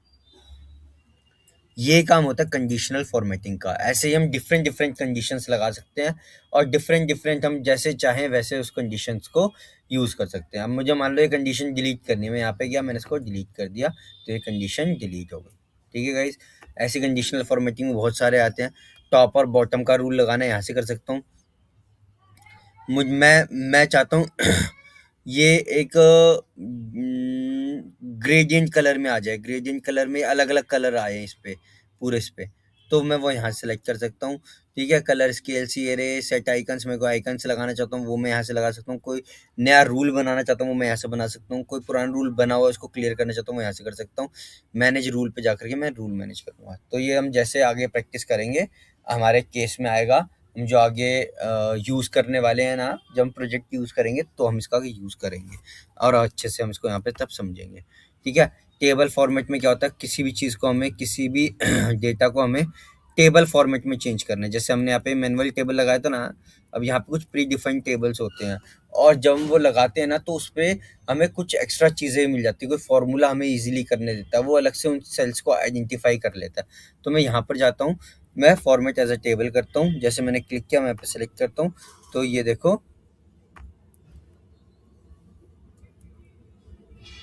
एक सेकंड, फ़िल्टर लगा हुआ है, पहले मेरे को फ़िल्टर हटाना पड़ेगा, ठीक है? मैं इसको सेलेक्ट करता हूँ, मैं इसको टेबल फॉर्मेट में चेंज करता हूँ, सेलेक्ट कर लिया मैंने यहाँ पे, तो ये देखो सिर्फ इतना पोर्शन ये टेबल फॉर्मेट में आ गया। ठीक है गाइस, ये समझ में आया? जिसको भी सिलेक्ट करना है उसको सिलेक्ट करो, और यहाँ से फॉर्मेट एज अ टेबल पे जा करके जो भी आपको फॉर्मेट चाहिए वो सिलेक्ट कर लो, वो उस फॉर्मेट में हो जाएगा। ठीक है गाइस, ऐसे ही हमें सेल का कोई स्टाइल चेंज करना है, सेल के बहुत सारे स्टाइल आते हैं, मतलब मान लो मेरे को इसको हेडिंग करना है, मैं चाहता हूँ ये हेडिंग दिखाई दे, मेरे को ये हेडिंग हो जाए, मैं यहाँ पे क्लिक करूँगा, ये हेडिंग हो गया, देखो बोल्ड हो गया, बड़ा हो गया, अलग से दिखाई दे रहा है, तो एज अ हेडिंग दिखाई दे रहा है। ऐसे ही ना अलग अलग चीज़ें दिखाई देती है, अलग अलग चीज़ें हम अलग अलग यहाँ पे जब कंडीशनल फॉर्मेटिंग में हम चेंज करेंगे तो हम यहाँ बहुत सारी चीज़ें यहाँ से चेंज कर सकते हैं। ठीक है, आगे मैं चाहता हूँ कि मैं यहाँ पे ना कोई रो इंसर्ट करूँ या कॉलम इंसर्ट करूँ, तो उसके लिए ना यहाँ पर एक ऑप्शन होता है इंसर्ट का। इंसर्ट पे जाओगे, रो इंसर्ट करनी है, इस डेटा के ऊपर एक रो इंसर्ट करनी है, तो रो अबव, तो एक पूरी रो इंसर्ट हो गई। मैं चाहता हूँ इस डेटा के नीचे रो आ जाए, ठीक है? मैं चाहता हूँ डाउन में मेरे को रो दिखाई दे, तो मैं यहाँ से भी, यहाँ पर एक ऑप्शन आता है, रो नीचे भी सिलेक्ट कर सकता हूँ। ऐसे मैं कॉलम चाहता हूँ कि लेफ्ट हैंड साइड पे कॉलम आ जाए, तो जैसे मैं क्लिक ऑन द लेफ्ट करूँगा तो देखो लेफ्ट हैंड साइड पे कॉलम आ गया पूरा। ठीक है गाइस, यहाँ से हम इसका यूज़ कर सकते हैं इंसर्ट का। ऐसे हम डिलीट का भी यूज़ कर सकते हैं, मतलब मान लो मैं चाहता हूँ कि मेरे को डिलीट करना है, मैं चाहता हूँ जो कि ये वाली जो चीज़ थी ना, ये वाला कॉलम था, मेरे को इसको कॉलम को डिलीट करना है। मैं यहाँ पे गया, इस पे मैंने रखा और मैं डिलीट पे मैंने क्लिक किया, डिलीट कॉलम किया, तो देखो कॉलम डिलीट हो गया। मैं चाहता हूँ ये रो डिलीट हो जाए जो हमने इंसर्ट करी थी, मैं यहाँ पे गया डिलीट पे, डिलीट रोज पे क्लिक किया और डिलीट रो हो गई। जिस भी चीज़ को आपको डिलीट करना है उस सेल पे आपको क्लिक करना पड़ेगा और डिलीट कॉलम या रोज करनी पड़ेगी, तो वो हो जाएगी। आप पर्टिकुलरली सेल को भी डिलीट कर सकते हो, यहाँ पर जा करके सेल को डिलीट करना है। अब सेल को डिलीट करने के दो ऑप्शन होते हैं, या तो फिर मैं इसको डिलीट करूँ और सारे डेटा को ऊपर मूव कर दूँ, जैसे मैंने, देखो फॉर एग्जांपल मैं आपको दिखा देता हूँ। देखो जब मैंने ना इसको डिलीट किया तो ये 64 जो है ना 65 बन जाएगा और 65 जो है वो ब्लैंक हो जाएगा। मैंने इसको डिलीट किया, तो मैंने इसको डिलीट करके अप कर दिया, अप करा तो 63 डिलीट हो गया, 64 ऊपर आ गया, 65 भी ऊपर आ गया, और सम का फॉर्मूला भी देखो जो यहाँ पे था वो ऊपर आ गया। ठीक है गाइस, अब ऐसे ही अगला फंक्शन होता है लेफ्ट का। मैं लेफ्ट भी कर सकता हूँ, ये जैसे यहाँ तक है ना, मैं इसको डिलीट करूंगा जैसे ही, ठीक है, तो ये क्या हो गया, ये डेटा लेफ्ट की तरफ पे खिसक जाएगा। देखो ये खिसक गया ना, 459 यहाँ पर था पहले, अब यहाँ पर आ गया। ठीक है गाइस, समझ में आया?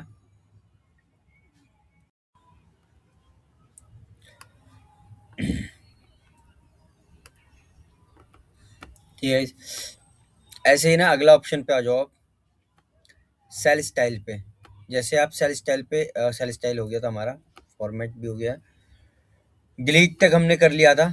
ठीक है, लेफ्ट राइट हमने डिलीट करके देख लिया, ऊपर करके देख लिया, शीट को पूरी को डिलीट करना है, डिलीट शीट पे क्लिक करेंगे पूरी शीट डिलीट हो जाएगी। यहाँ पर अगला ऑप्शन है फॉर्मेट का। फॉर्मेट में हम इस रो का या इस सेल का या इस कॉलम का हम फॉर्मेट चेंज कर सकते हैं। मान लो मेरे को इसका फॉर्मेट छोटा करना है, तो यहाँ पे मैं रो की हाइट चेंज कर सकता हूँ।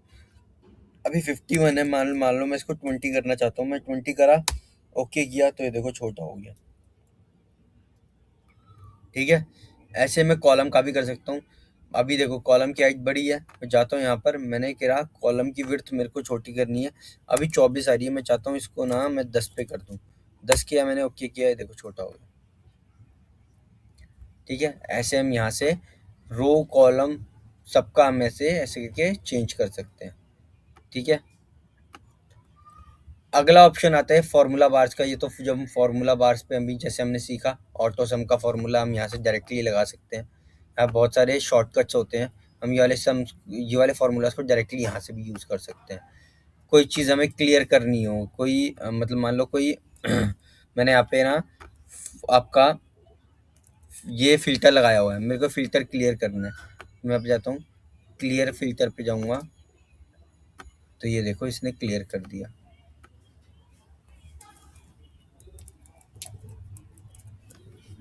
ठीक है, ऐसे करके मैं यहाँ से क्लियर पे जा करके मेरे को फॉर्मेट्स क्लियर करना है, कोई अलग फॉर्मेट हो रखा है, मेरे को सारे फॉर्मेट्स क्लियर करने हैं। यहाँ पर मैं गया, मैंने क्लियर पे क्लिक किया, फॉर्मेट क्लियर फॉर्मेट किया, तो ये देखो फॉर्मेट सारे क्लियर हो गए, वापस से नॉर्मल हो गए। ठीक है, ऐसे करके मैं क्लियर पे जा करके बहुत सारे ऑप्शंस का यूज़ कर सकता हूँ। ठीक है, शॉर्ट एंड फिल्टर मैंने आपको बताया ही है। अब यहाँ फिल्टर लगाओगे, सेलेक्ट करो जहाँ तक भी आपको फिल्टर लगाना है, फिल्टर पे क्लिक करो, फिल्टर लगा दो, फिल्टर लग जाएगा एक बारी, जैसे लग गया। फिल्टर लगने के बाद आप यहाँ से इसको शॉर्ट कर सकते हो, ए टू जेड, जेड टू ए। आप इसको कलर वाइज भी शॉर्ट कर सकते हो, अगर यहाँ पे कोई कलर होता है, मैं इसको, जैसे यहाँ पे कलर है देखो, तो मैं यहाँ पे कलर वाइज इसको फिल्टर कर सकता हूँ। मेरे को सिर्फ ऑरेंज कलर की, जितनी भी रोज़ में ऑरेंज कलर है वो चाहिए, तो ये इस एक में है तो ये सिर्फ एक दिखाएगा। मेरे को वो वाली चाहिए जिसपे कोई कलर ना हो, तो मैं नो फिल्स करता हूँ, तो ये सिर्फ वाले दिखाएगा जिसपे कोई कलर ना हो। इस वाले कॉलम पे अभी आप देखोगे तो सारे जिस जिस जगह पे कलर था ना, सारा कलर वाला हट गया। ठीक है, ऐसे कलर वाला हट गया। कलर हटने के बाद अब अगला ऑप्शन आता है यहाँ पर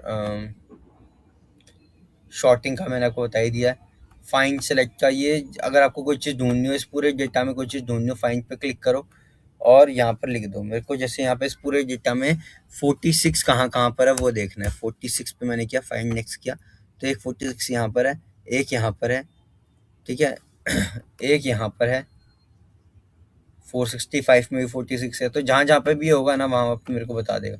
अब मैं चाहता हूँ ना कि जहाँ जहाँ पे 46 है ये उसको रिप्लेस कर दे और 54 कर दे, तो 46 को रिप्लेस किसके, मैं यहाँ पे गया, रिप्लेस पे क्लिक किया, 46 को रिप्लेस किसके साथ करना है, 54 के साथ में करना है। फाइन, मैंने कर दिया रिप्लेस, तो ये एक एक करके रिप्लेस करेगा। जब मैं रिप्लेस ऑल करूँगा, जैसे देखो अब ये 46 है ना, मैं रिप्लेस पे क्लिक करता हूँ, इसको 54 कर दिया। ये नेक्स्ट 46 था, इसको भी रिप्लेस किया, 54 हो गया। मैं चाहता हूँ सबको एक ही साथ में कर दे, जितने भी 46 थे, तो रिप्लेस ऑल पे क्लिक करूँगा, तो जितने भी रिप्लेस थे ना सबको उसने एक साथ में रिप्लेस कर दिया। ठीक है, ये दिखा रहा है ना मैच रिप्लेस्ड, जितने 46 थे उनको सबको उसने 54 में कर दिया चेंज। ठीक है, यहाँ से वो ऑप्शन आता है। ठीक है, एक ऑप्शन आता है गो टू का। गो टू का मतलब होता है आपको यहाँ से किस रो में जाना है, यहाँ से आप डायरेक्टली भी जा सकते हो, किस सेल पे जाना है। मेरे को, मैं बोलता हूँ मेरे को ना I3 पे जाना है। अभी मेरा कर्सर देखो यहाँ पर है, अभी मेरा कर्सर है यहाँ पर, ए पर है, A7 पे है, A7 पे है ना, मैंने अभी A7 सेलेक्ट कर रखा। मैं गया यहाँ पे, मैंने गो टू पे क्लिक करा, मैं इसको बोलता हूँ कि ना मेरे को ना फटाफट से तू ना D7 पे ले जा, तो D7 पे मैंने क्लिक किया। शीट नंबर 3 पे ही जाना है, चाहिए तो शीट नंबर 3 सेलेक्ट कर लिया, ओके करा, तो देखो डायरेक्टली मुझको D7 पे ले गया। मैं यहाँ पे शीट्स भी स्विच कर सकता हूँ। ठीक है, तो ये गो टू का फॉर्मूला होता है। ऐड ऑन हम बाद में करेंगे, ये बहुत डीप चीज़ है।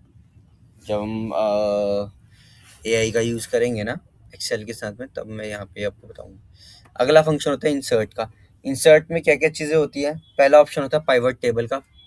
पाइवट टेबल, मान लो मेरे को कोई भी एक ऐसी टेबल बनानी है जो मेरे इस पूरे डेटा को मेरे को समराइज करके दिखा दे, तो मैं वहाँ पे पाइवट टेबल का इस्तेमाल करता हूँ। मैं यहाँ पे गया, पाइवट टेबल पे मैंने क्लिक किया, सेलेक्ट किया पाइवट टेबल, जो जो भी मेरे को कॉलम और रोज चाहिए वो मैंने सेलेक्ट कर लिए। यहाँ पे सिलेक्शन करने के बाद मैंने यहाँ पे ओके किया।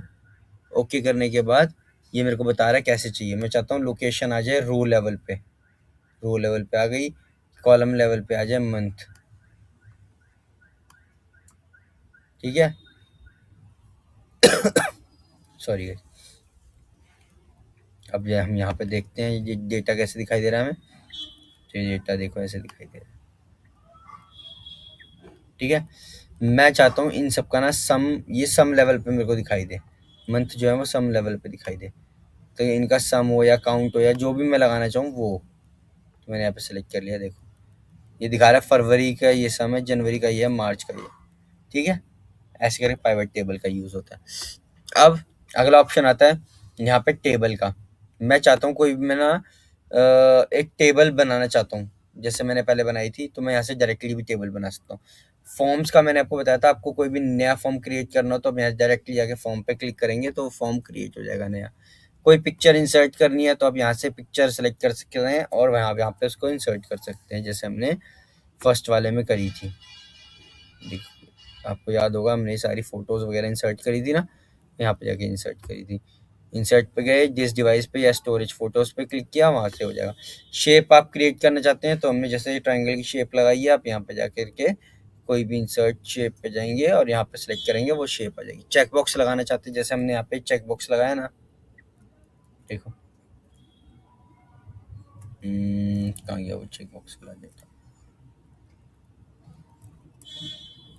ये रहे। ठीक है, हमने चेक बॉक्स लगा रखे है ना, तो चेक बॉक्स कहाँ से लिख सकते हैं, यहाँ से डायरेक्टली लिख सकते हैं।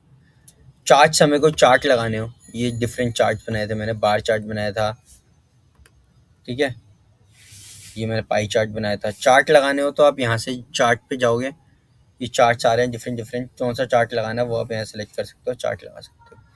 ठीक है, ऐसे एक्स एक्सिस और वाई एक्सिस डिफाइन करने हैं तो यहाँ पे जा करके ये मैंने क्लिक किया और यहाँ पर मैं इसको डिफाइन कर सकता हूँ। एक्स एक्सिस में मेरे को क्या चीज़ चाहिए, वाई एक्सिस में क्या चीज़ चाहिए, वो यहाँ से मैं इसको डिफाइन कर सकता हूँ। फॉर्मेट किसी कोई भी चार्ट का फॉर्मेट चेंज करना है वो मैं यहाँ से चेंज कर सकता हूँ। ये चार्ट टूल बार है, देखो जैसे मैं इंसर्ट पे आया था ना, यहाँ पे चार्ट का ऑप्शन था ना, ये चार्ट का टूल बार था। चार्ट का टूल बार ओपन हो जाता है यहाँ से, जैसे जैसे मुझे यूज़ करना है वैसे वैसे मैं चार्ट के टूल बार को यूज़ कर सकता हूँ। अगला ऑप्शन आता है स्लाइसर का। स्लाइसर भी मैंने आपको लगाना बता दिया था, ये स्लाइसर मैंने एक लगा रखा था। स्लाइसर का क्या यूज़ होता है, स्लाइसर का यूज़ होता है, मान लो मैं चाहता हूँ कि जैसे मैं यहाँ पर सेलेक्ट करूँ कोई भी रो, तो ये ऑटोमेटिकली ये वाला डेटा चेंज होता है। जो जो मेरा मेन डेटा है वो मैं मेन डेटा पे यहाँ पे जाके एक सिंगल सिंगल नहीं लगाना चाहता, मैं यहाँ पर एक फॉर्मेट बना करके डायरेक्टली मैं चाहता हूँ मैं यहाँ से सेलेक्ट करूँ और वहाँ पे चेंजेस हो, तो उसके लिए मैं स्लाइसर का यूज़ करता हूँ। ठीक है, स्लाइसर समझ में आ गया। स्लाइसर के बाद लिंक्स कैसे लगाते हैं मैंने आपको बताया था, जैसे ये एक रो थी, ये एक वैल्यू थी, हो गई पर है क्या, एक सेकंड,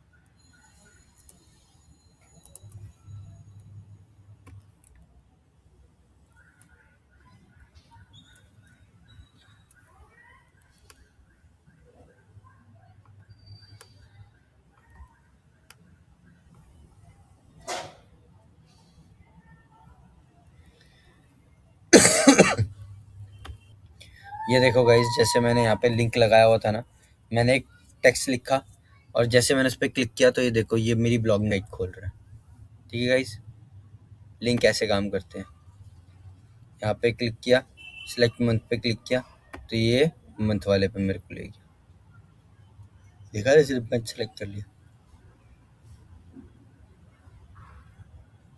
लिंक्स ऐसे काम करते हैं, ऐसे हम लिंक लगा सकते हैं। यहाँ से कोई कमेंट इंसर्ट करना हो जिससे मुझे पता चले कि ये पर्टिकुलरली डेटा मैंने किस लिए लिखा था, तो मैं उस पर्टिकुलर सेल पे कमेंट भी लगा सकता हूँ। ठीक है, ऐसे मेरे को टेक्स्ट बॉक्स इंसर्ट करना हो तो मैं ऐसे टेक्स्ट बॉक्स पे इंसर्ट कर सकता हूँ डायरेक्टली। ये फाइल मेरे को किसी का शेयर करनी है तो हमने जो यहाँ पे शेयर का ऑप्शन पड़ा था, सेम शेयर का ऑप्शन ये भी है।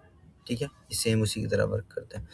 पेज लेआउट में क्या होता है कि जब भी मेरे को कोई किसी शीट पे ना कुछ भी ऐसा डिज़ाइन करना हो कि वो सिर्फ मतलब मान लो ये इतना बड़ा डेटा है, ये पूरी शीट भरी हुई है, पर मैं चाहता हूँ सिर्फ इतना सा ही मैं प्रिंट आउट निकालूँ, तो मैं यहाँ पे जाऊँगा, इसको सेलेक्ट करूँगा और यहाँ पे प्रिंट एरिया पे जा करके सेट प्रिंट एरिया कर दूँ। जैसे मैं सेट प्रिंट एरिया करूँगा, ये मेरे को जब मैं प्रिंट आउट लूँगा सिर्फ इतना ऑप्शन दिखाई देगा, और जब मैं इसका प्रिंट आउट निकालूंगा सिर्फ इतने ऑप्शन का ही प्रिंट आउट आएगा।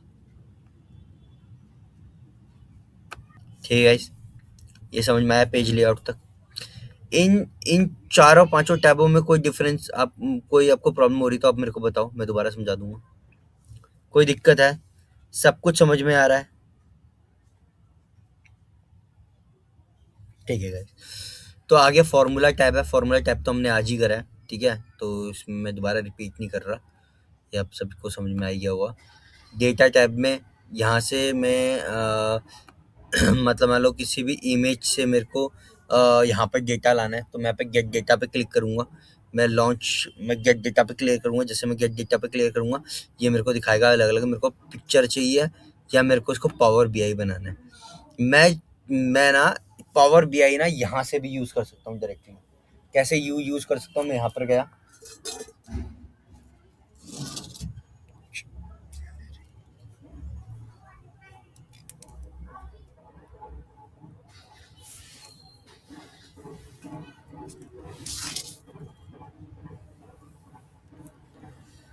तो मैं यहाँ से भी इसका डायरेक्टली यूज़ कर सकता हूँ।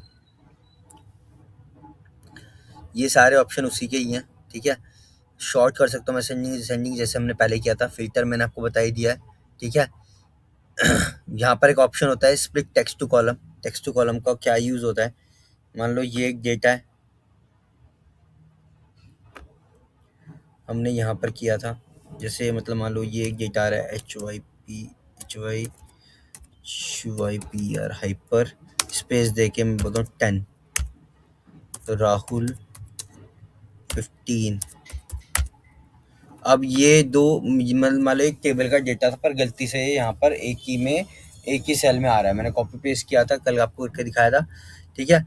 तो एक ही में आ रहा है, मुझे इसको कॉलम्स में करना है अलग अलग में। तो मैं यहाँ पे जाऊँगा, मैं यहाँ पे सेट कर लेता हूँ, जहाँ पे भी स्पेस हो ना वो डिफरेंट कॉलम में आ जाए। मैं पे अप्लाई करता हूँ, तो ये वाला करना है। बहुत सारे ऑप्शन होते हैं, आप डिफरेंट डिफरेंट तरीके से इसको इस्तेमाल कर सकते हैं। जैसे कि टैब हो गया, सेमी कॉलन हो गया, कॉमा हो गया, स्पेस हो गया, कस्टम मेरे को करना कस्टम में भी कर सकता हूँ, ठीक है। जैसे ऐसे कर, ठीक है गाइस। तो टेक्स्ट टू कॉलम समझ में आ गया आप सभी को।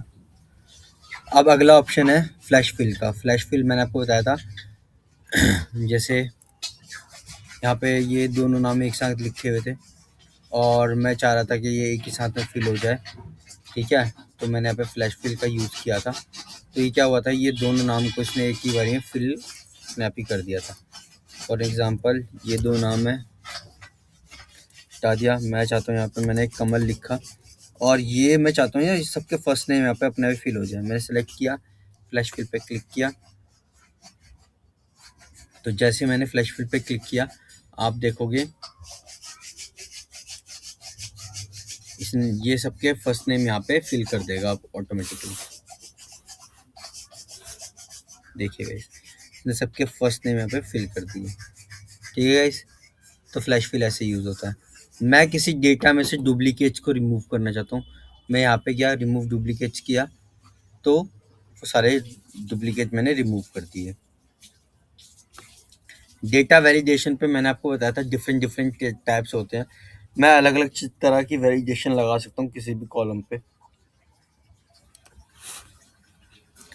पहली वैलिडेशन में लगा सकता हूँ होल नंबर की, कि इस पर्टिकुलर सेल पे सिर्फ नंबर ही आ सकते हैं, नंबर्स के अलावा और कुछ नहीं आ सकता। और नंबर्स भी कैसे, जो कि होल नंबर हो, यानी कि वो डेसिमल्स में ना हो। तो यहाँ पे सिर्फ होल नंबर्स ही आएंगे, डेसिमल वाले नंबर नहीं आएंगे। अगर मैं डेसिमल्स पे फिल्टर लगाऊंगा तो यहाँ पे डेसिमल्स भी आएंगे और होल नंबर भी आएंगे, पर कोई भी करेक्टर नहीं आएगा, ठीक है। लिस्ट पे लगाऊंगा तो मैं एक लिस्ट इंसर्ट कर सकता हूँ, जो कि मेरे को हैंडी रहेगा और मैं कभी भी उसका मैं यूज़ कर सकता हूँ। जैसे कि मैंने यहाँ पे आपको लिस्ट बना के एक दिखाई भी थी पहले। एक सेकंड गाइस, मैं देख लेता हूँ कौन सा डेटा में था वो। शायद इसी डेटा में थी लिस्ट। हाँ, यहाँ पे मैंने एक लिस्ट लगा के दिखाई थी ना आपको, ये रही, देखो। जो भी मैं ऐसे सेलेक्ट करना चाहता हूँ, मैं तीनों में से एक को सेलेक्ट करूँगा, वो मैं यहाँ पे सेलेक्ट कर लूँगा, दिल्ली तो दिल्ली, ठीक है। ऐसे सेलेक्ट होता है लिस्ट का डेटा वैलिडेशन में। डे लिस्ट के अलावा भी बहुत सारे ऑप्शंस होते हैं। आप चाहे तो डेट सेलेक्ट कर सकते हो, टाइम, टेक्स्ट लेंथ आप दे सकते हो, उसको अपने हिसाब से कस्टमाइज़ भी कर सकते हो, ठीक है गाइस। अगला ऑप्शन था ग्रुप अनग्रुप का। मैं कोई भी ग्रुप बना सकता हूँ, ठीक है। जैसे मतलब मान लो मुझे इन चारों का ग्रुप बनाना है, जो कि मैंने यहाँ पे शायद बनाया भी हुआ था, हटा दिया था फिर उसके बाद में। जैसे मतलब मान लो मेरे को ये गुरुग्राम और यहाँ तक का मेरे को ग्रुप बनाना है, मैं यहाँ पे क्लिक करूँगा ग्रुप पे। ग्रुप इन रोज़ का मेरे को ग्रुप बनाना है, मैंने रोज़ ग्रुप रोज कर दिया। जैसे मैंने ग्रुप रोज किया तो आप देखोगे इन तीनों का इसने ग्रुप बना दिया। जब भी मैं इसको बंद करूंगा ये तीनों हाइड हो जाएंगे, सिर्फ जिसका मेन जो हमने सेलेक्ट किया था सिर्फ वही रह जाएगा, बाकी सारा हाइड हो गया। वापस से माइनस पे क्लिक किया, हाइड, प्लस पे क्लिक किया, वापस से शो होने लग गया। ठीक है, ठीक है गाइस। और यहाँ से मैं अनग्रुप भी कर सकता हूँ। डेटा टैब में यही था। फिर रिव्यू टैब पे आ जाते हैं। रिव्यू टैब पे कमेंट लगाना, जैसे हमने पहले कमेंट लगाए थे, ठीक है, नोट्स इंसर्ट किए थे, यहाँ से हम कमेंट लगा सकते हैं, इंसर्ट कर सकते हैं। जो भी चेंजेस मैंने करे हैं अभी तक वो सारे चेंजेस मुझे यहाँ पे दिखाई देगा कि मैंने शीट में क्या क्या चेंजेस करे हैं। वो सारे चेंजेस मुझे यहाँ पे बताई देगा कि मैंने शीट में क्या क्या चेंजेस करे हैं, इस पूरी वर्कबुक में क्या क्या चेंजेस करे हैं, वो सारे चेंजेस मुझे यहाँ पे दिखाई देगा। और किस किस ने करे हैं, कौन कौन यूज़र था वो भी दिखाई देगा, अगर ये डिफरेंट डिफरेंट यूज़र्स के पास में मैं भेजता हूँ तो। ठीक है। मैं इसमें स्पीड टेस्ट, स्पेलिंग टेस्ट कर सकता हूँ। मैं इस पूरे डेटा में स्पेलिंग टेस्ट कर सकता हूँ कि कौन सी स्पेलिंग गलत है अगर, तो वो मुझे बता देगा। एक्सेसिबिलिटी में आता हूँ तो ये मुझे अलग अलग चीज़ों की एक्सेसिबिलिटी देता है। ये मुझे बताता है कि इसमें क्या क्या चीज़ें हैं और कहाँ कहाँ पे क्या क्या एरर्स हैं। ये मुझे एरर्स भी दिखाएगा और वार्निंग्स भी दिखाएगा। देखो ये मेरे को एरर दिखा रहा है कि 2 जगह पे ऑल टेक्स्ट मिसिंग है। ऑल टेक्स्ट कहाँ पे, मैंने बताया था आपको, ये जो इमेजेस हैं इन पे आपको ऑल टेक्स्ट डालना होता है। ऑल टेक्स्ट का क्या यूज़ होता है? ऑल टेक्स्ट का यूज़ होता है कभी भी जब मेरे को, मैं कोई भी इमेज का यूज़ करता हूँ तो ऑल टेक्स्ट उसकी एज अ डिस्क्रिप्शन काम करता है। वो मेरे को बताता है कि ये इस इमेज का मतलब क्या है, तो हम यहाँ पे यूज़ करते हैं उसको। सेम एज इट इज़ आता है एक परफॉर्मेंस का। परफॉर्मेंस पे जब मैं क्लिक करता हूँ तो ये मेरे को बताता है इस वर्कबुक की परफॉर्मेंस कैसी है। ठीक है, ये देखो गाइस ये खुल रहा है, ये मेरे को बताएगा इस वर्क की परफॉर्मेंस कैसी है। कहीं पे कोई लैग है, कहीं पे कोई एरर है तो वो यहीं पे मुझे दिखाएगा ताकि मैं उसको सही कर सकूं। और क्या चीज़ चेक करनी है यहाँ से मैं सेलेक्ट कर सकता हूँ और फिर मैं उसको ऑप्टिमाइज शीट करता हूँ और ये मेरे को बता देगा कि उसने शीट को ऑप्टिमाइज कर दिया, यानी कि उस शीट को सही कर दिया, उसकी परफॉर्मेंस उसने इंक्रीज कर दी है। ठीक है, ऐसे मैं यहाँ पे आके इसको प्रोटेक्शन लगा सकता हूँ। मैं चाहता हूँ ये शीट को मेरे अलावा कोई और ना टच करे, कोई और इसका डेटा चेंज ना करे, या एक पर्टिकुलर सेल का ही डेटा चेंज करे, तो मैं यहाँ से वो रेस्ट्रिक्शंस लगा सकता हूँ। ठीक है गाइस। अगला नोट्स भी एक तरह से कमेंट्स की तरह ही काम करता है। नोट्स लगाऊंगा पर्टिकुलर किसी भी सेल पे तो वो नोट लग जाएगा। अब आ जाते हैं व्यू टैब पे।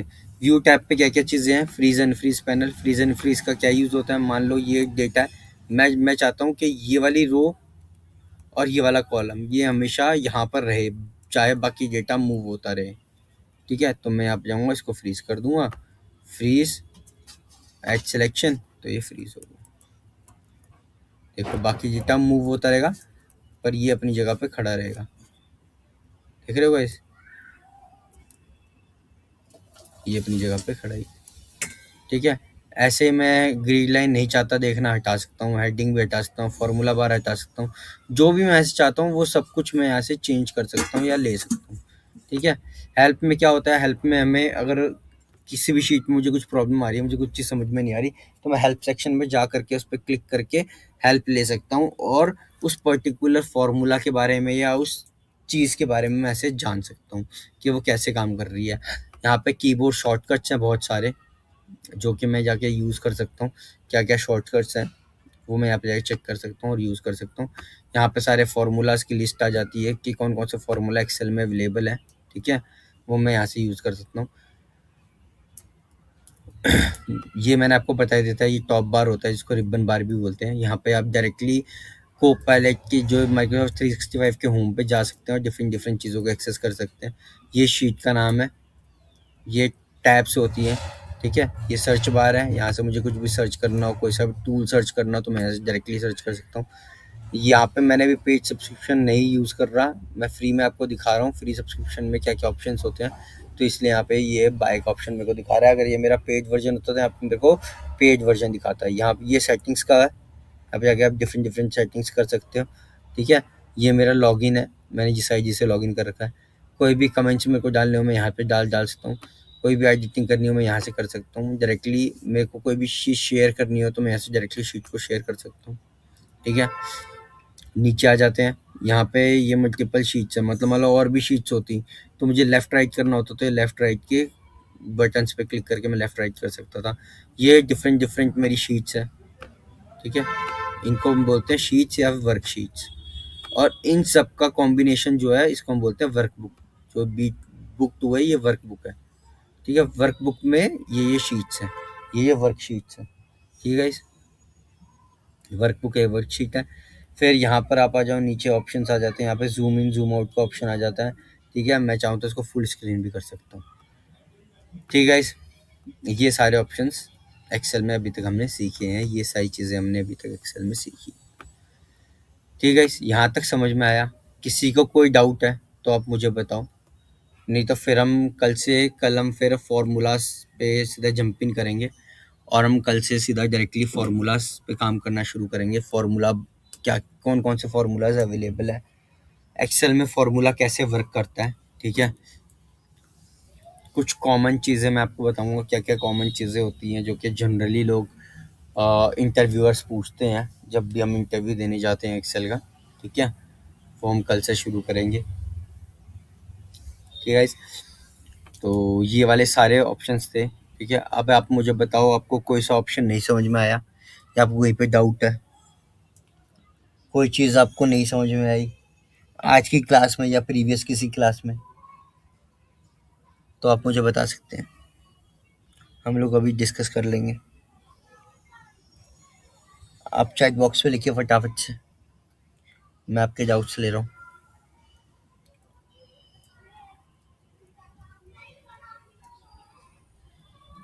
हम्म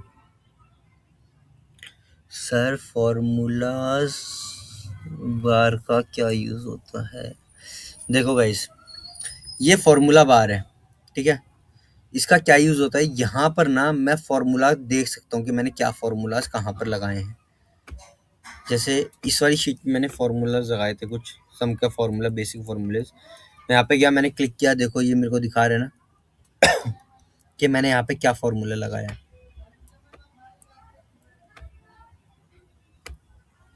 ठीक है, तो ये फॉर्मूला बार का ये यूज़ होता है, हमें फॉर्मूला दिखाता है, या ये हमें वैल्यूज़ दिखाता है कि हमने यहाँ पे क्या क्या वैल्यूज़ यूज़ करी है। ठीक है गाइस, ये समझ में आया फॉर्मूला बार का क्या यूज़ होता है। ठीक है, अगला कोई और, प्रिंट एरिया सेट करना। देखो गाइस, यहाँ पर आ जाओ पेज लेआउट पे, प्रिंट एरिया सेट कर सकते हो आप यहाँ से, जो भी जिसका मेरे को प्रिंट आउट निकालना है मैं उस एरिया को सेट कर सकता हूँ। सेलेक्ट करा मैंने, जिसका भी प्रिंट आउट निकालना है, और यहाँ पे जाके मैंने उसको कर दिया सेट प्रिंट एरिया। जैसे मैंने सेट प्रिंट एरिया पे क्लिक किया तो ये इस पर्टिकुलर एरिया का इसने इसको सेट कर लिया। जब मैं इसका प्रिंट प्रीव्यू देखूंगा ना, तो ये सिर्फ और सिर्फ मुझे उसी एरिया का प्रिंट प्रीव्यू दिखाई देगा, पूरी शीट का नहीं दिखाई देगा। ठीक है, अब मान लो मैं इसको जैसे क्लियर करता हूँ, इस लेआउट को मैंने, प्रिंट एरिया को मैंने क्लियर कर दिया। अब आप प्रिंट प्रीव्यू देखोगे तो ये मुझे पूरी की पूरी सेल, पूरी पूरी शीट में जो भी डेटा होंगे वो सारी शीट का डेटा दिखाने लग जाएगा। ठीक है, तो ये यूज़ होता है प्रिंट सेट प्रिंट एरिया का, और ऐसे ऐसे हम प्रिंट सेट प्रिंट एरिया करते हैं। कंडीशनल फॉर्मेटिंग, कंडीशनल फॉर्मेटिंग लगाने के लिए देखो सिंपल सा होता है, यहाँ पर जाओ, होम पर आ जाओ, यहाँ पर एक ऑप्शन दिखाई देता है कंडीशनल फॉर्मेटिंग का। कंडीशनल फॉर्मेटिंग्स में डिफरेंट डिफरेंट हम कंडीशंस लगा सकते हैं। हम बोलते हैं कोई भी नंबर ग्रेटर देन हो, लेस देन हो। ठीक है, चलो मैं आपको ना करके दिखाता हूँ कंडीशनल फॉर्मेटिंग का ना एग्जांपल दिखाता हूँ। यहाँ पर आ जाओ, ये एक डेटा है। ठीक है, ये एक डेटा है, ये एक सेल है, मान लो पर्टिकुलरली ये एक सेल है।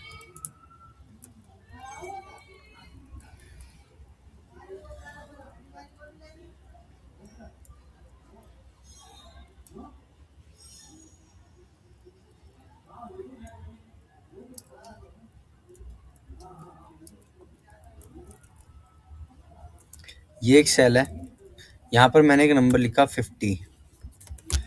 मैं चाहता हूँ ना इस सेल पे ना एक फॉर्मेटिंग लग जाए कि जैसे ये नंबर ना ग्रेटर देन हो, कितने से, मैं बोलता हूँ ये नंबर अगर 70 55 से ऊपर चला जाए तो ये क्या करे ना, ये इसका कलर चेंज कर दे, हाईलाइट कर दे इसको कलर के साथ। ठीक है, मैंने हाईलाइट विथ चुन लिया, सेल की वैल्यू चुन ली, ग्रेटर देन हो तब ये आए, यहाँ पर डन कर दिया।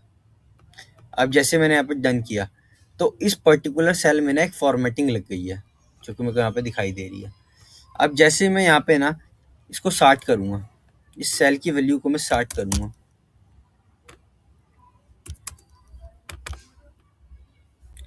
अब जैसे ही मैं सेल की वैल्यू को सॉर्ट करूँगा, तो ये देखो ये हाईलाइट हो गया कलर से। मैं इसको 55 करूँगा, तो ये भी कलर, तो ये नॉर्मल हो गया, क्योंकि मैंने क्या लगाया कंडीशनल फॉर्मेटिंग कि ये सेल वैल्यू ग्रेटर देन 50 हो, तो ये यहाँ पर इसको चेंज कर दे, इसका कलर चेंज कर दे या इसका फ़ॉन्ट चेंज कर दे। ठीक है? जो भी मैं कंडीशंस यहाँ पे लगाऊँगा, वो सारी कंडीशंस मैं यहाँ से यूज़ कर सकता हूँ, अलग-अलग कंडीशंस। ठीक है? इसमें बहुत सारी डीप डाउन चीज़ें हैं, जब हम आगे प्रोजेक्ट्स करेंगे ना, तो धीरे-धीरे मैं आपको ये सारी चीज़ें बताऊँगा। अभी तो आपका आज ओवरव्यू हो रहा था। यस, आज की क्लास में ना आज जो मतलब आज तक का सेक्शन था, वो आपका फेज़ 1 कंप्लीट हो गया। फेज़ 1 क्या था? Introduction to Excel, overview of Excel. Overview of Excel आपका खत्म हो चुका है। अब आप मैंने आपको सारे ओवरव्यूज दे दिए हैं कि एक्सेल के क्या क्या ओवरव्यूज हैं। कल की क्लास में हम फार्मूलाज को समझेंगे, फार्मूलाज कैसे वर्क करते हैं। ठीक है? उसकी भी हम 2-3 क्लासेस लेंगे, जो कि हमारे मेन एडवांस एक्सेल में जो भी फार्मूलाज यूज़ होते हैं, कॉमनली यूज़ फार्मूलाज होते हैं, या एडवांस एक्सेल में जो भी फार्मूलाज यूज़ होते हैं, वो हम कल 3-4 क्लासों में डिस्कस करने के बाद फिर हम मूव करेंगे प्रोजेक्ट्स की तरफ। जब हम प्रोजेक्ट्स की तरफ जाएंगे ना, तब हम चेक करेंगे एडवांस चीज़ों को, कैसे ये सारी चीज़ें इम्प्लीमेंट होती है, कहाँ-कहाँ पे यूज़ होती है, इनके यूज़ केसेस क्या-क्या हैं। तब हम इसमें डीप डाउन करेंगे एक-एक ऑप्शन पे, तब हम चेक करेंगे और तब हम इस पे काम करेंगे और जानेंगे कि ये फ़ॉर्मूलाज़ कैसे-कैसे काम करते हैं। ठीक है? अब अगला, और किसी का कोई सवाल?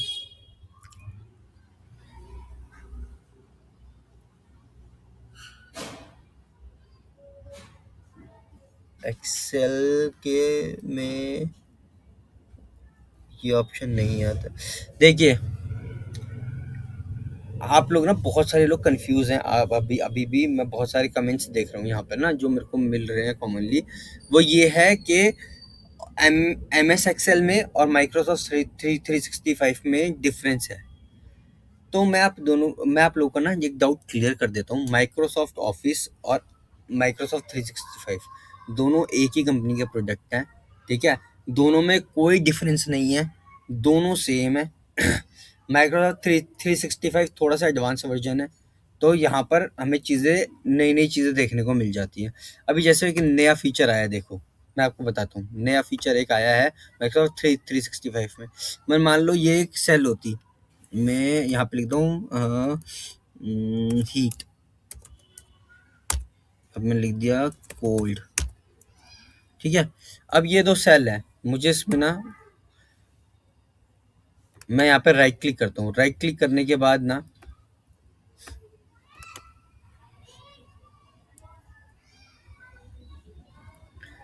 मैं देखना चाहता हूँ कि यहाँ पर ना क्या क्या चेंजेस हुए हैं।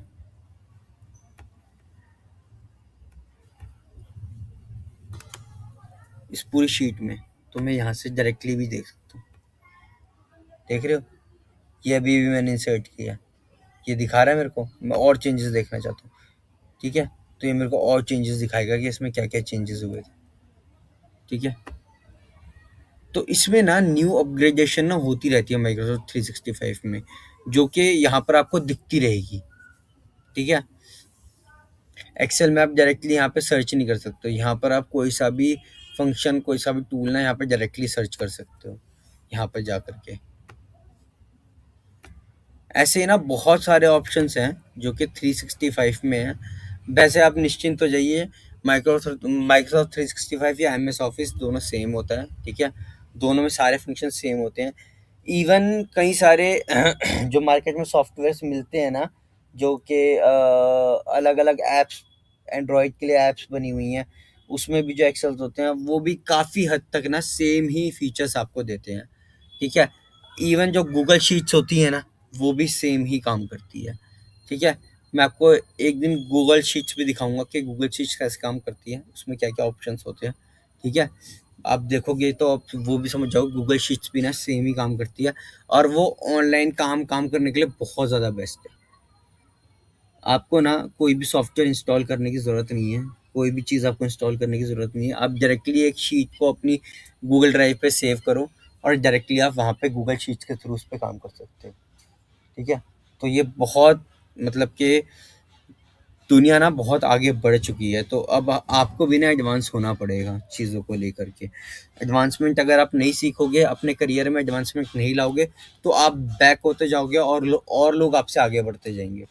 और लोग जब आपसे आगे बढ़ते जाएँगे ना, तो आपका स्कोप कम होता जाएगा टू गेट बेटर अपॉर्च्युनिटीज़। और अगर आपको बेटर अपॉर्च्युनिटीज़ चाहिए, तो आपको भी आगे बढ़ना पड़ेगा। अलग-अलग चीज़ें सीखनी पड़ेगी, अलग-अलग स्किल्स सीखनी पड़ेंगी, जिससे कि आप आगे बढ़ें। ठीक है गाइज़? तो गाइज़ और किसी का कोई और डाउट है?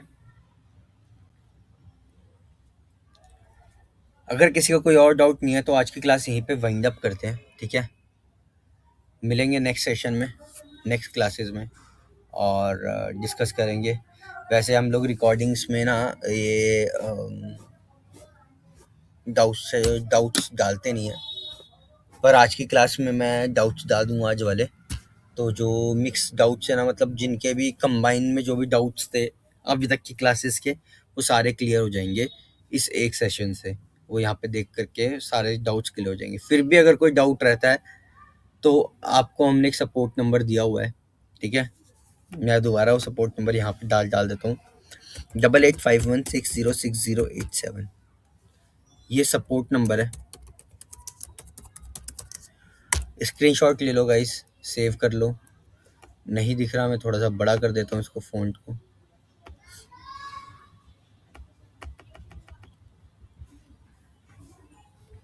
सपोर्ट टीम का नंबर है, आप डायरेक्टली इस पे कॉल कर सकते हो, व्हाट्सएप कर सकते हो, ठीक है? कॉलिंग का टाइमिंग आपका रहेगा 9:30 से 6:30, ठीक है? आप डायरेक्टली इस पे कॉल कर सकते हो, कोई भी डाउट हो आप व्हाट्सएप कर सकते हो। तो यहाँ से आपके मैक्सिमम डाउट्स और ये क्लियर हो जाएंगे, ठीक है? ठीक है गाइस, तो ये क्लास यहीं पे वाइंड अप कर रहे हैं। मिलेंगे नेक्स्ट क्लास में और सीखेंगे आगे एडवांस एक्सेल के फॉर्मूलाज वगैरह।